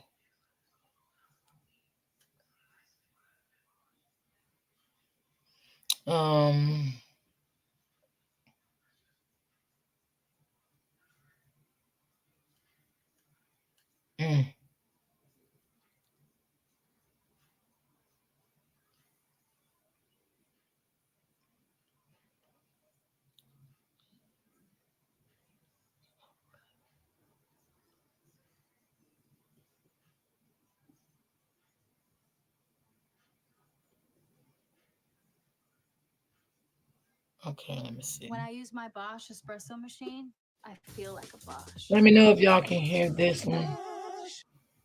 All right, so listen up. State Farm. Let me just was get it trying to off charge the me commercial $197 for first. No, thank you. I got a friend who told me about 911 was the of your emergency. 135 Arthur Lane. Please come quick, please stop. 135. Can you hear me, man? You said 135 Arthur Lane Southwest. It sounded like shots. You still there, ma'am? A frantic 911 phone call captured Karen Liner's final moments before gunshots rang out. Exactly, As Brittany. authorities started investigating, they quickly landed on her ex-husband, Craig Liner, as their prime suspect. With chilling surveillance footage, shocking testimony, and even a potential confession, there is a lot to unpack. We're going to break down the disturbing details of this case. Welcome to Sidebar, presented by Law and Crime. I'm Jesse Weber. In the early hours of January 27th, Cleveland, Tennessee realtor Karen Liner's life was tragically cut short. In a chilling 911 call, Karen could be heard frantically pleading for help, screaming, making a final desperate plea. But moments later, gunshots rang out that would silence her voice forever. The heart-wrenching final moments were captured not only on the 911 phone call, but also on surveillance footage. And it led authorities straight to their prime suspect. I'm driving, none but other than listening. her ex-husband, We live in a 61 cruel world today. Yes, we do, Miss J. And this all started Her ex-husband look like he's a Karen devil. at her home in Arthur Lane, made that 911 Miss Brittany. Drive Drive safe, Miss J. 135. Can you hear me, man? You said 135 Arthur Lane. Yes, Southwest. we are living in a nasty world. You still there, ma'am? I heard multiple shots. It sounded like shots. She's not responding. Are you still there, ma'am? And the sound of what the dispatcher identified as gunshots echoed through the call. Karen's voice fell silent, and as investigators began piecing things together, all eyes immediately turned to her ex, Craig. He was arrested that same day. He is facing a first-degree murder charge along with a felony murder charge. Authorities say surveillance footage actually captured Craig arriving and leaving that scene in a silver Lincoln MKZ. And even more shocking was what he allegedly told his cousin, Jay Collins, shortly after Karen's death, because he seemingly admitted to the horrific crime. And we're going to get to that in a little bit. By the way, we also checked out Craig Liner on TruthFinder, the powerful background check tool that we use. We can find out information about someone in just a few seconds, and it showed No criminal history for Mr. Liner, but we were able to find details about the jobs that he's held and where he was living. And Law and Crime, we partner with Truth Finder. We use it to get details on people involved in our stories. But even if you don't work in true crime, this can just be an excellent resource to give you some peace of mind, because after all, it's one of the largest public record search services in the United States. And with a paid subscription service, you can get access to unlimited reports about almost anyone. So right now, if you're interested, you can get 50% off of your first month of confidential background reports. Just go to truthfinder.com/LC-sidebar.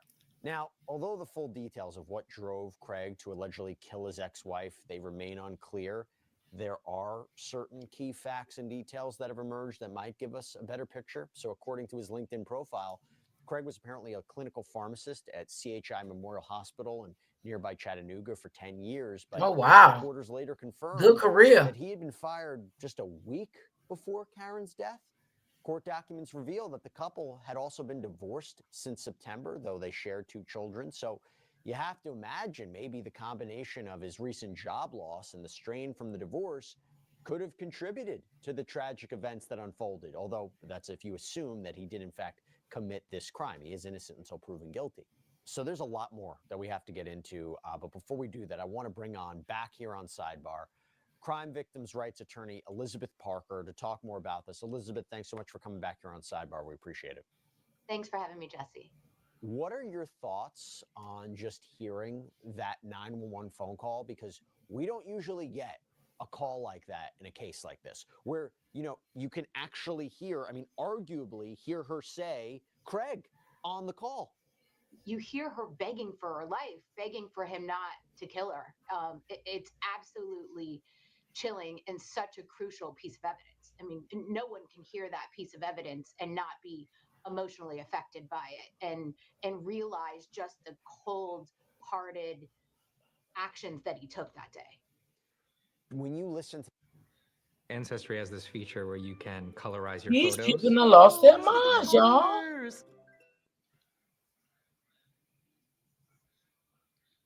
Hold on, let me get this out of here. These commercials make me sick. To that, and you think about the fact that they were divorced for several months, do you think that that dynamic of that relationship, the strain of the divorce, are factors that are being considered by prosecutors and investigators? I think it has to be a factor. And then, as you pointed out, he had just lost his job the week before. So he had to have been feeling the financial pressure. Yeah. I think someone in the family said that he was moving from a house to an apartment.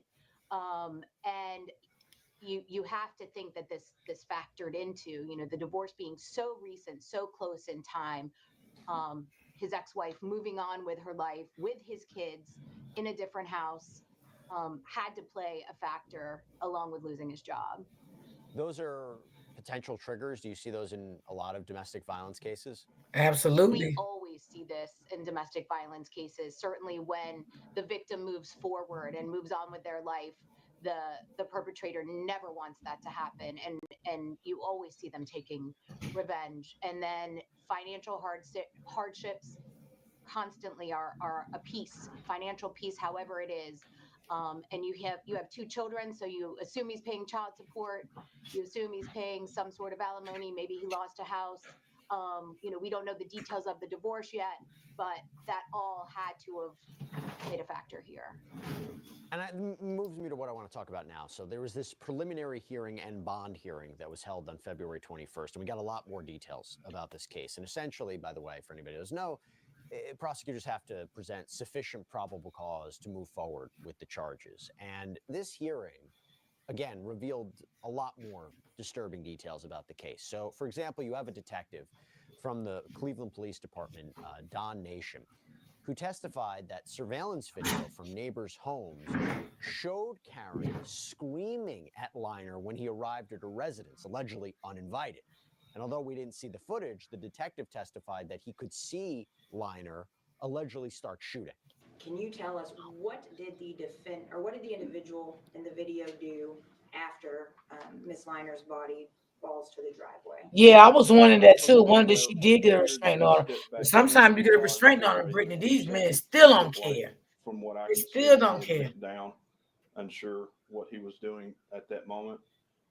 He then walks back out of the garage and appears to sit in the driver's seat of the white sedan that was in the driveway. The vehicle is started. After a few seconds, he then appears to step out of the vehicle and shoot at least one more time. Elizabeth, that is so significant. The idea that he fires or allegedly fires one more shot after getting out of the car. So I wanted to ask you about the defense and what a possible defense could be. But one of the struggles we have, one of the struggles a defense attorney would say, maybe something was in the heat of the moment. They couldn't control their actions.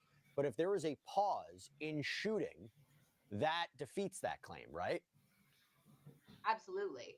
I mean, he goes to leave, starts up the car, according to what the judge states. We couldn't really see in the hearing what was on the video, but the judge states that he gets into the car, he starts up the car as if to drive away, and then just to make sure that she's really dead, takes one more shot. And we don't know because she was shot 3 times in her shoulder, I believe, in her head. She's definitely bleeding from the head, and in her chest. So we don't know which shot was first.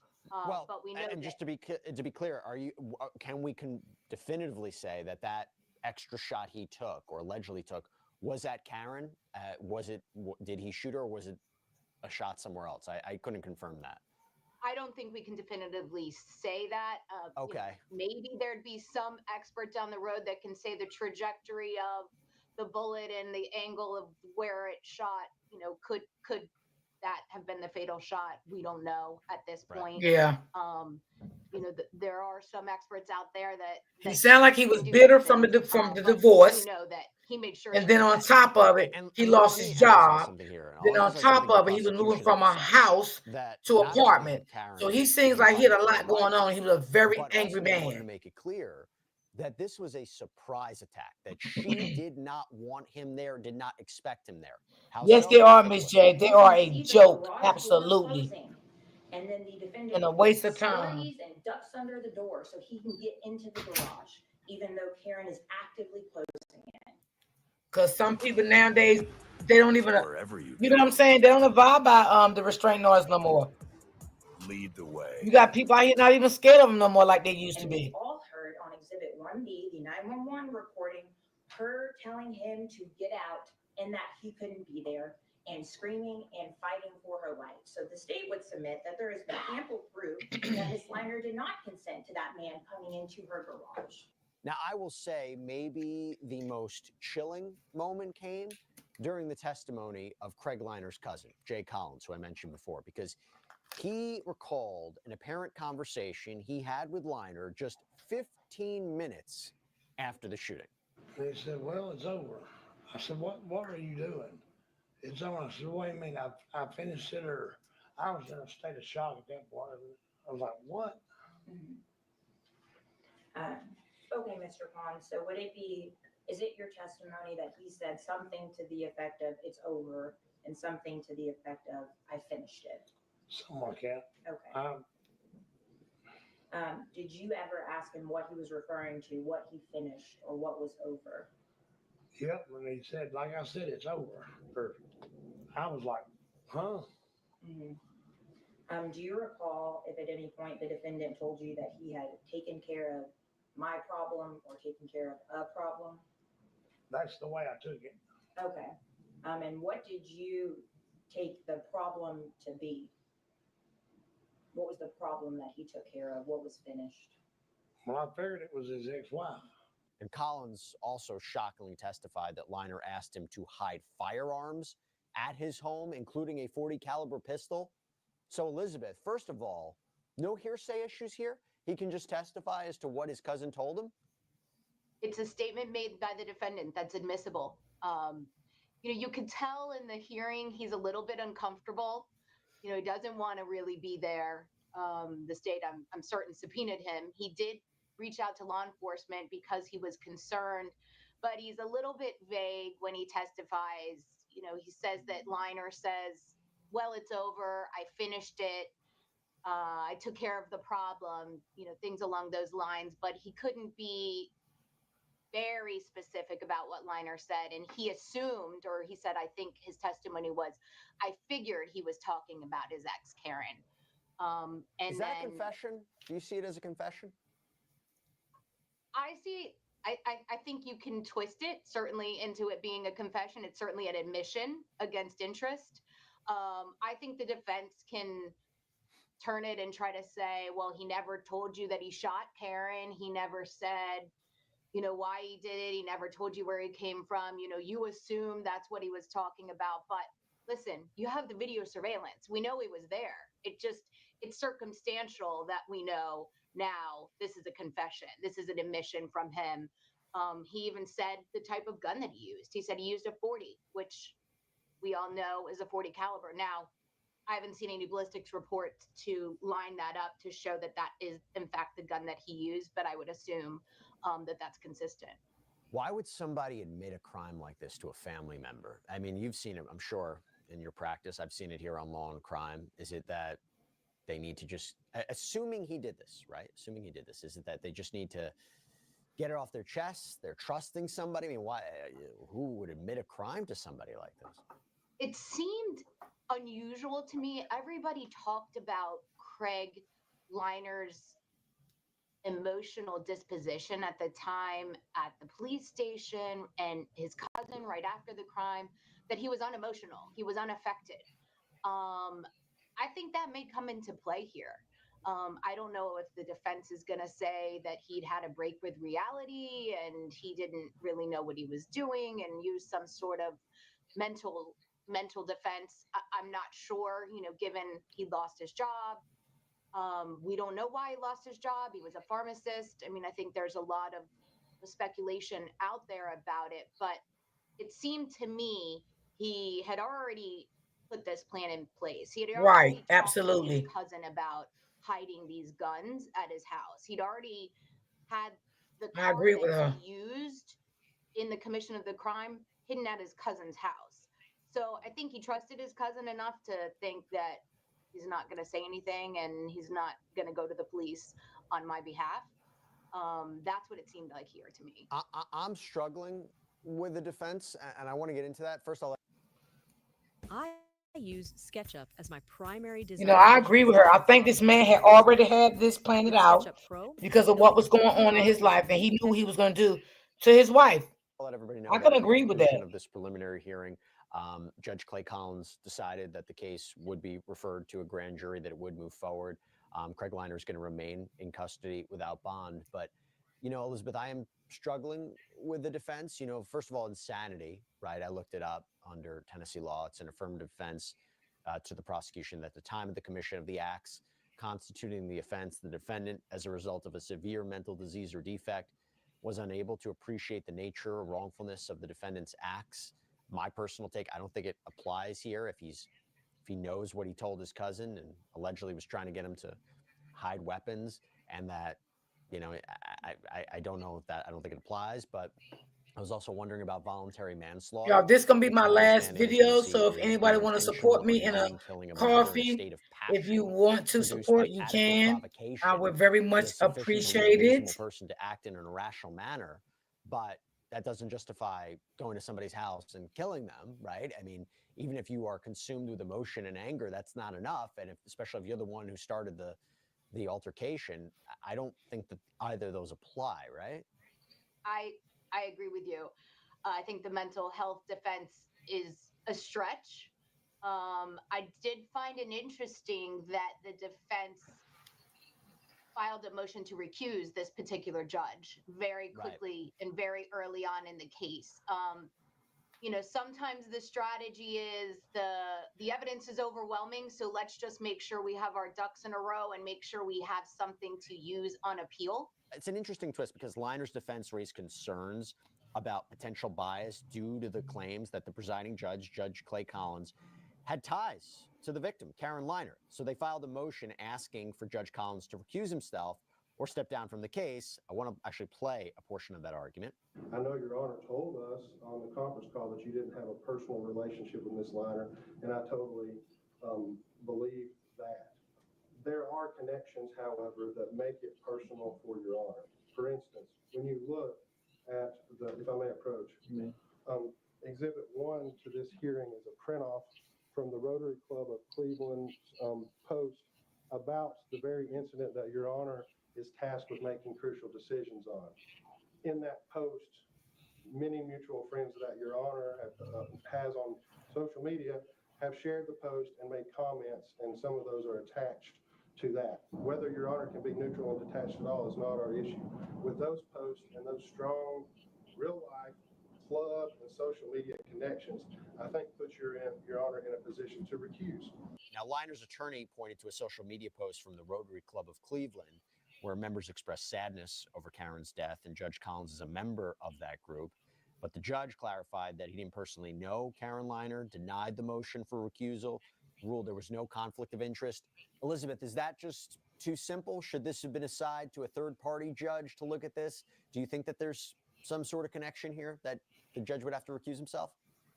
You know, Jesse, I looked at Tennessee law, and there's even case law out there that talks about a judge being friends on Facebook with a witness that testifies in front of them. And the Supreme Court of the state of Tennessee said there's no problem there. So here, I thought it was interesting because the judge quickly asked the defense attorney, well, do you know how many members there are of the Rotary Club? And the defense attorney sheepishly said, I don't. And he says, well, there's about 150 members. And then he asked how many people lived in the county in which he was a judge. And he said, you know, I have 53 followers on Facebook. I'm a public profile. So they're not friends of mine. They're actually followers. And the judge stated in no uncertain terms, if I had had any qualms about my ability to be fair and impartial in this matter, I would have recused myself from day one. He made it clear he didn't know Mrs. Liner. He made it clear he didn't know Mr. Liner. He'd never had a conversation with any of them. And he said that the tenuous argument that the victim's boss was friendly with the judge and had actually, I think, been his sponsor to join the Rotary Club didn't affect him in any way, and that he could be fair and impartial. He was very, very clear on that. And I agree in him denying their motion to recuse, but I think this is just strategy to create an issue or appeal because the evidence is very, very strong against Mr. Liner that he'll be convicted. I mean, obviously he is innocent until proven guilty, but there's overwhelming evidence that we see already against him just at a preliminary hearing. It's a great point. It's a great point. And I will say this, look, the judge... Jersey's expensive, and it's a problem. I'm going to cut your taxes and solve this problem. Even a game is Wow, this is so sad. Like, so sad. Hold on, Denise. I'm going to see your comment. As I mentioned, decided to refer this case now to a grand jury. How does it work now? How does it work in terms of the grand jury's role in all of this and how the case progresses? So the grand jury will basically look at all of the evidence, and the state presents a very short and sweet and tight case to the grand jury. And they'll issue an indictment on... Exactly, Denise. I agree. I agree with you, Denise. Evidence supports. You know, there's okay, Auntie Strokes. Joke out there that a grand jury would indict a ham sandwich because basically, you know, the prosecution is the only one allowed in the grand jury. They're the one presenting the evidence. It's their version of events. So I don't see the grand jury not returning what they call a true bill on both of these counts, meaning that they will indict on both of these counts if the evidence that was presented in this hearing is presented to the grand jury. Now, there's another issue that happened as well. So it wasn't just the issue in terms of was there enough evidence to move the case forward? It was also an issue of bond. So I want to talk about what happened during Craig Liner's first court appearance. So this was back on January 30th when his attorney initially made his argument that Liner should be granted bail.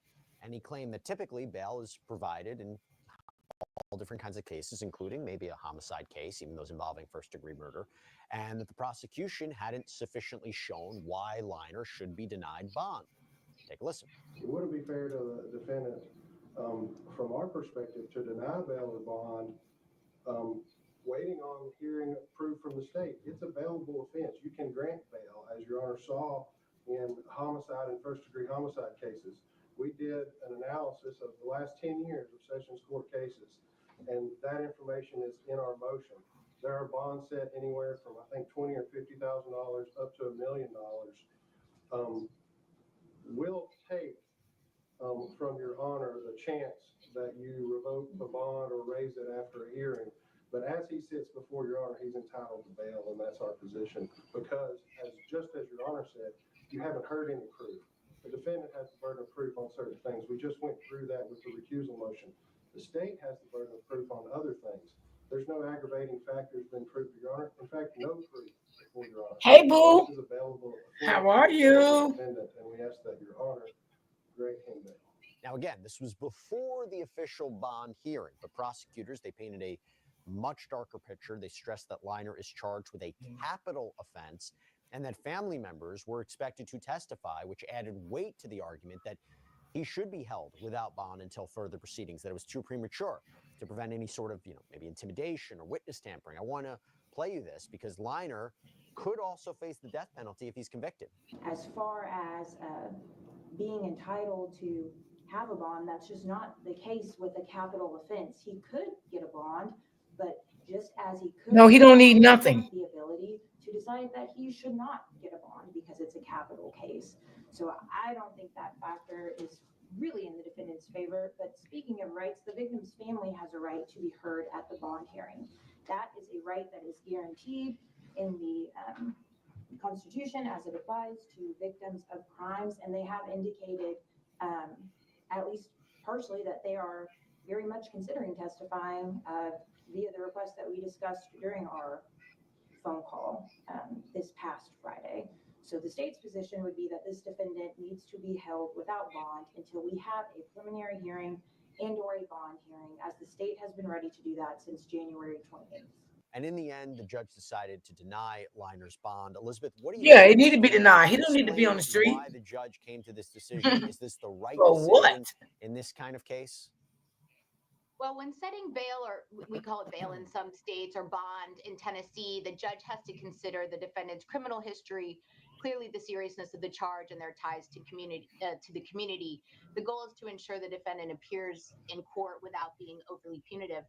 Here in a capital case, or let's just call it a first-degree murder, the punishment you're looking at is either life in prison or the death penalty. So the punishment is severe, and the likelihood that a defendant is not going to show up in court with those kinds of charges pending over them is very great. But what the state argued, and in fact, the judge went over the evidence in his finding to find probable cause to take the case to the grand jury and deny bond, is he said a couple of things I thought were interesting. He said Liner took a car that he doesn't regularly drive that day. The 911 call clearly tells him not to come into the garage. The garage door, you can see, the judge states on the video that it's coming down, and that that's done by Hey, Crystal. the victim. She takes the garage, or she presses the button to put the garage door down, and Liner actually blocks it so that the garage door then goes back up. He forces the door up. He enters the garage. He shoots her. The judge states the home is solely owned by her. And why that is an important fact is because you can't burglarize a home that you own or you jointly own with another person. He says there's one gunshot, then there's a pause, then there's three more. He said, the judge said she's screaming, she's begging for her life after the first shot. She falls out of the garage onto the pavement. And then we know he gets into the vehicle, starts it, and then 10 seconds, the judge even timed how long it took. 10 seconds, he gets out of the vehicle and shoots that final shot. And there's the three shots that actually are what contributed to her death. And then he drives back to his cousin's house, and we know what he says then. Right. So what's interesting is that in order for there in Tennessee to be a capital murder, you have to have one of 19 aggravating factors. And here the state is arguing that the killing of another and the commission or attempted commission of a burglary is what justifies, or that's one of these aggravating factors. And so a burglary would be entering into a home without the consent of another, either to commit a crime, and here we would have an assault, or here he shoots and kills her. So the judge clearly found that there was a burglary, that Liner was committing a burglary, which is an Mhm. aggravated factor, which could be then a capital offense and could constitute the death penalty. So based upon that, the state's position that it was a Maybe he capital need that offense, too. the evidence that the judge reviewed, he supported his decision to hold Mr. Liner no bond. Do you think a jury would agree that this warrants the imposition of the death penalty? In Tennessee, yes. Many other states, no, but I think in Tennessee, based upon the aggravating way that this crime took place, the premeditation. Yeah, because he had everything set up, planned out, knew what he was going to do to this lady. Next month? Hold on, y'all. Let me put this down. It's not a day, it's a season. Oh, yeah, he deserves everything the judge going to give to him. And oftentimes you don't have video evidence to see it's going to be so impactful to a jury, And the 911 phone versus call. and that 911 phone call, to hear her last words, to hear her begging for her life.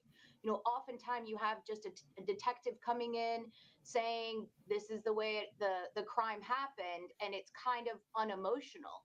Here, the jury is going to see this homicide, this first-degree murder in real time as if they were there.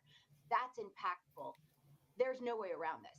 I can't see a defense here. It's so interesting because so many times I say, it's hard to imagine what their final moments were like or their final words, and here you have it, and it's incredibly bone-chilling. I will say, though, I am curious in terms of mitigation, right? So when we rate aggravating versus mitigating factors in terms of defense, you mentioned the hardship he might have had in his life, divorce, losing the job.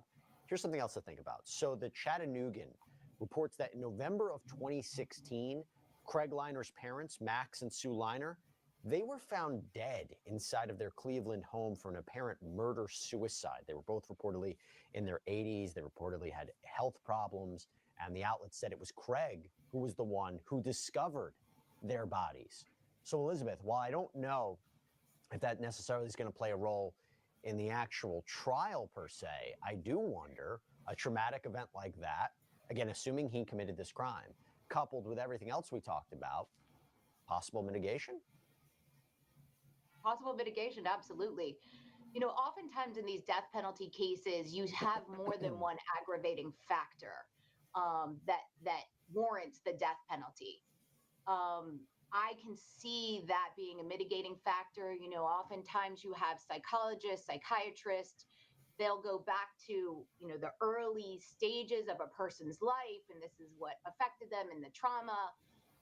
I can see that being a focus feature of any mitigation, and if they're trying to convince the jury not to give him the death penalty. Anything that can evoke sympathy and give some sort of excuse for his behavior is what the defense is going to focus on in mitigation. No, 100%. And look, we're not at that point yet. We'll see how it progresses. But let me end back with Karen for a second. So the Realty Group that Karen had previously been a part of, they posted a tribute to her. And the post included a goofy, candid shot of Karen with her coworkers at a United Way event. And the post reads, "We are devastated at the loss of our dear friend and colleague, Karen Liner. This picture embodies Karen's joy, zeal, and charisma." The post continued, "Karen was not only a fantastic member of our team before she started a successful solo career, she was the best friend we could ever ask for. Karen was larger than life, joy-filled, quick with a smile, always positive, always encouraging, organized, driven, and our biggest supporter and cheerleader. Karen always chose to take the high road when things got difficult. We aspire to always work hard to be more like Karen." And as for Craig Liner, the case set to move forward, with the grand jury due to meet on April 28th to decide whether this case will go to trial. For now, he let it go to trial. Without yes.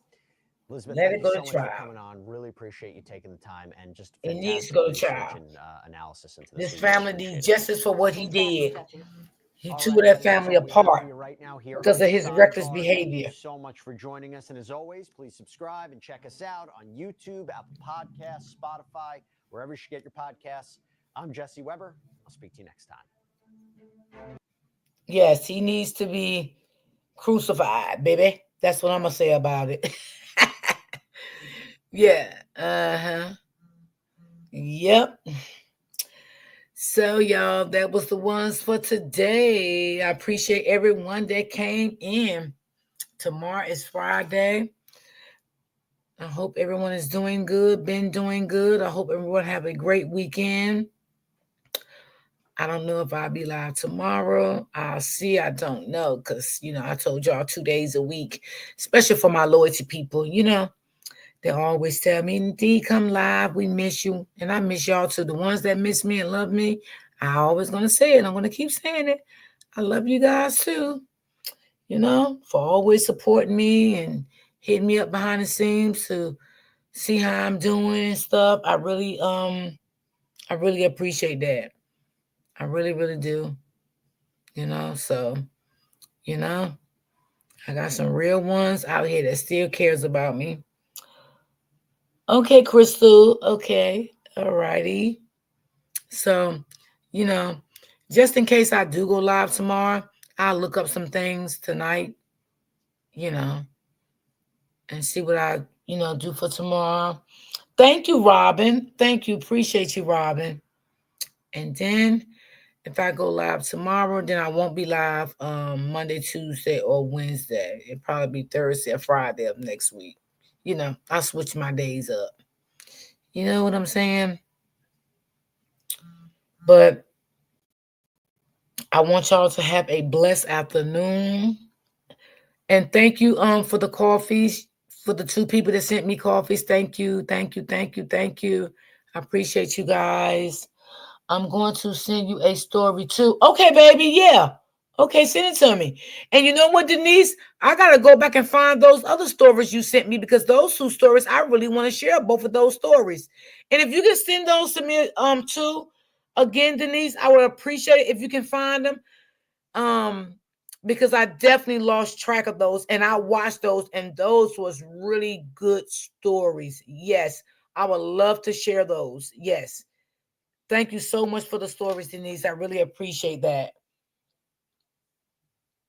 Okay, Denise. Thank you. I really appreciate that. Thank you so much. Yeah, I appreciate all the good stories.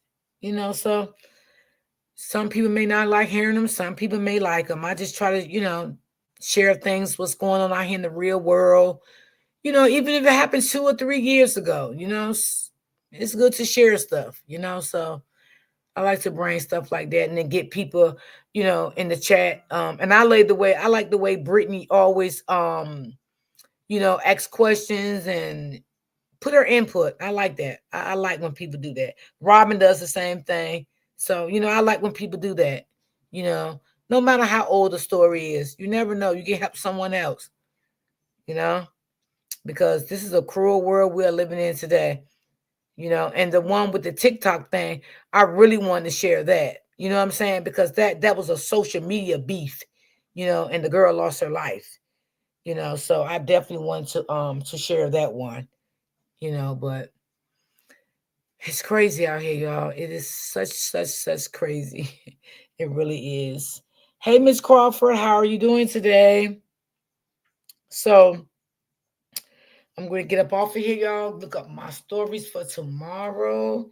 So if I do come live tomorrow, I can have my stories together, y'all. That's what I do, y'all. Excuse me. It's like I do my homework at night. You know what I'm saying? I sit back, I watch the stories, I review the stories for myself before I present the stories to y'all, let y'all know what the story's about. I don't tell y'all the whole story because I want y'all to see the story for yourself. But I do watch the whole story and present, and share a little bit with y'all what the story is really about because I want y'all to have your own input, how y'all view the story once I share the story. So, yeah, so sometimes I do that a lot when I get off. Thank you, Brittany. It's getting worse and worse by the day. Yes, Miss Judy, it really is. And you have a blessed day too, sweetie, and thank you again. That's why I make my home a essential where I set my butt right at home and enjoy myself. Yes, Denise, and I do the same thing. Yep, I do the same identical thing. It's nothing wrong with it. People think you got to be out, you got to party, you got to do this, you got to do that. It's nothing wrong with going out and have fun, you know, to, you know, maybe festivals or different things like that. It's nothing wrong with that. But, you know, I just don't like that stuff every day, every weekend, you know, because it's so crazy. And sometimes, you know, when your mind tell you don't go nowhere and don't do this, always listen. Always listen to your first gut. It will never steer you wrong. I promise you. Always. It will never steer you wrong. You know, because sometimes we can be hard-headed, you know, and don't want to listen. Well, you know, I'm going to go anyway. I'm going to go do this. I'm going to go do that. Look how that girl went to that, I think that fest and her mom told her don't go and she went, if y'all know what I'm talking about. And she got unalived over there and never came back home, you know. So things can happen in the blink of an eye. We got the prayers we leaving out the door and always ask God to see us back home, you know, and protect us while we out doing whatever we doing, no matter what the situation is, you know.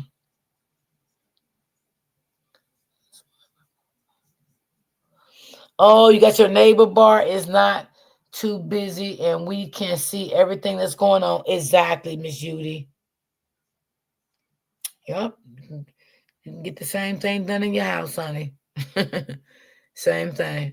I don't like clubs and stuff no more like I used to. Neither I used to, but I ain't into that stuff, you know, no more like I used to. I take peace over everything. Over everything. I take peace. That's just me, and I've always been like that. I ain't into all that arguing, going back and forth, and I'm just not into that, you know, so got to stay prayed up out here, baby. But I'm going to get off of here, y'all, because I'm going to look at some stories. So if I do come live tomorrow, I will have some stories together for you guys. So, you know, always keep the notifications on because you never know when I may come live, you know, because sometimes, y'all, I don't even know. So just always make sure you got your notifications on, you know. So I'm going to sit here and eat something, and then I'm going to do some stories, look up some stories, and wait for Denise to send me her stories. So I want to say thank Miss D. Enjoy the rest of your day. I will, Miss J, and you do the same, baby. You do the same. And I love you guys. And thank you for the coffees that I got today. I want to say thank you guys so much. I appreciate that. And I would definitely see you guys on the next live. You guys stay prayed up, stay safe. Always remember to keep God first. And I love you guys. I will see you guys tomorrow. Peace and love.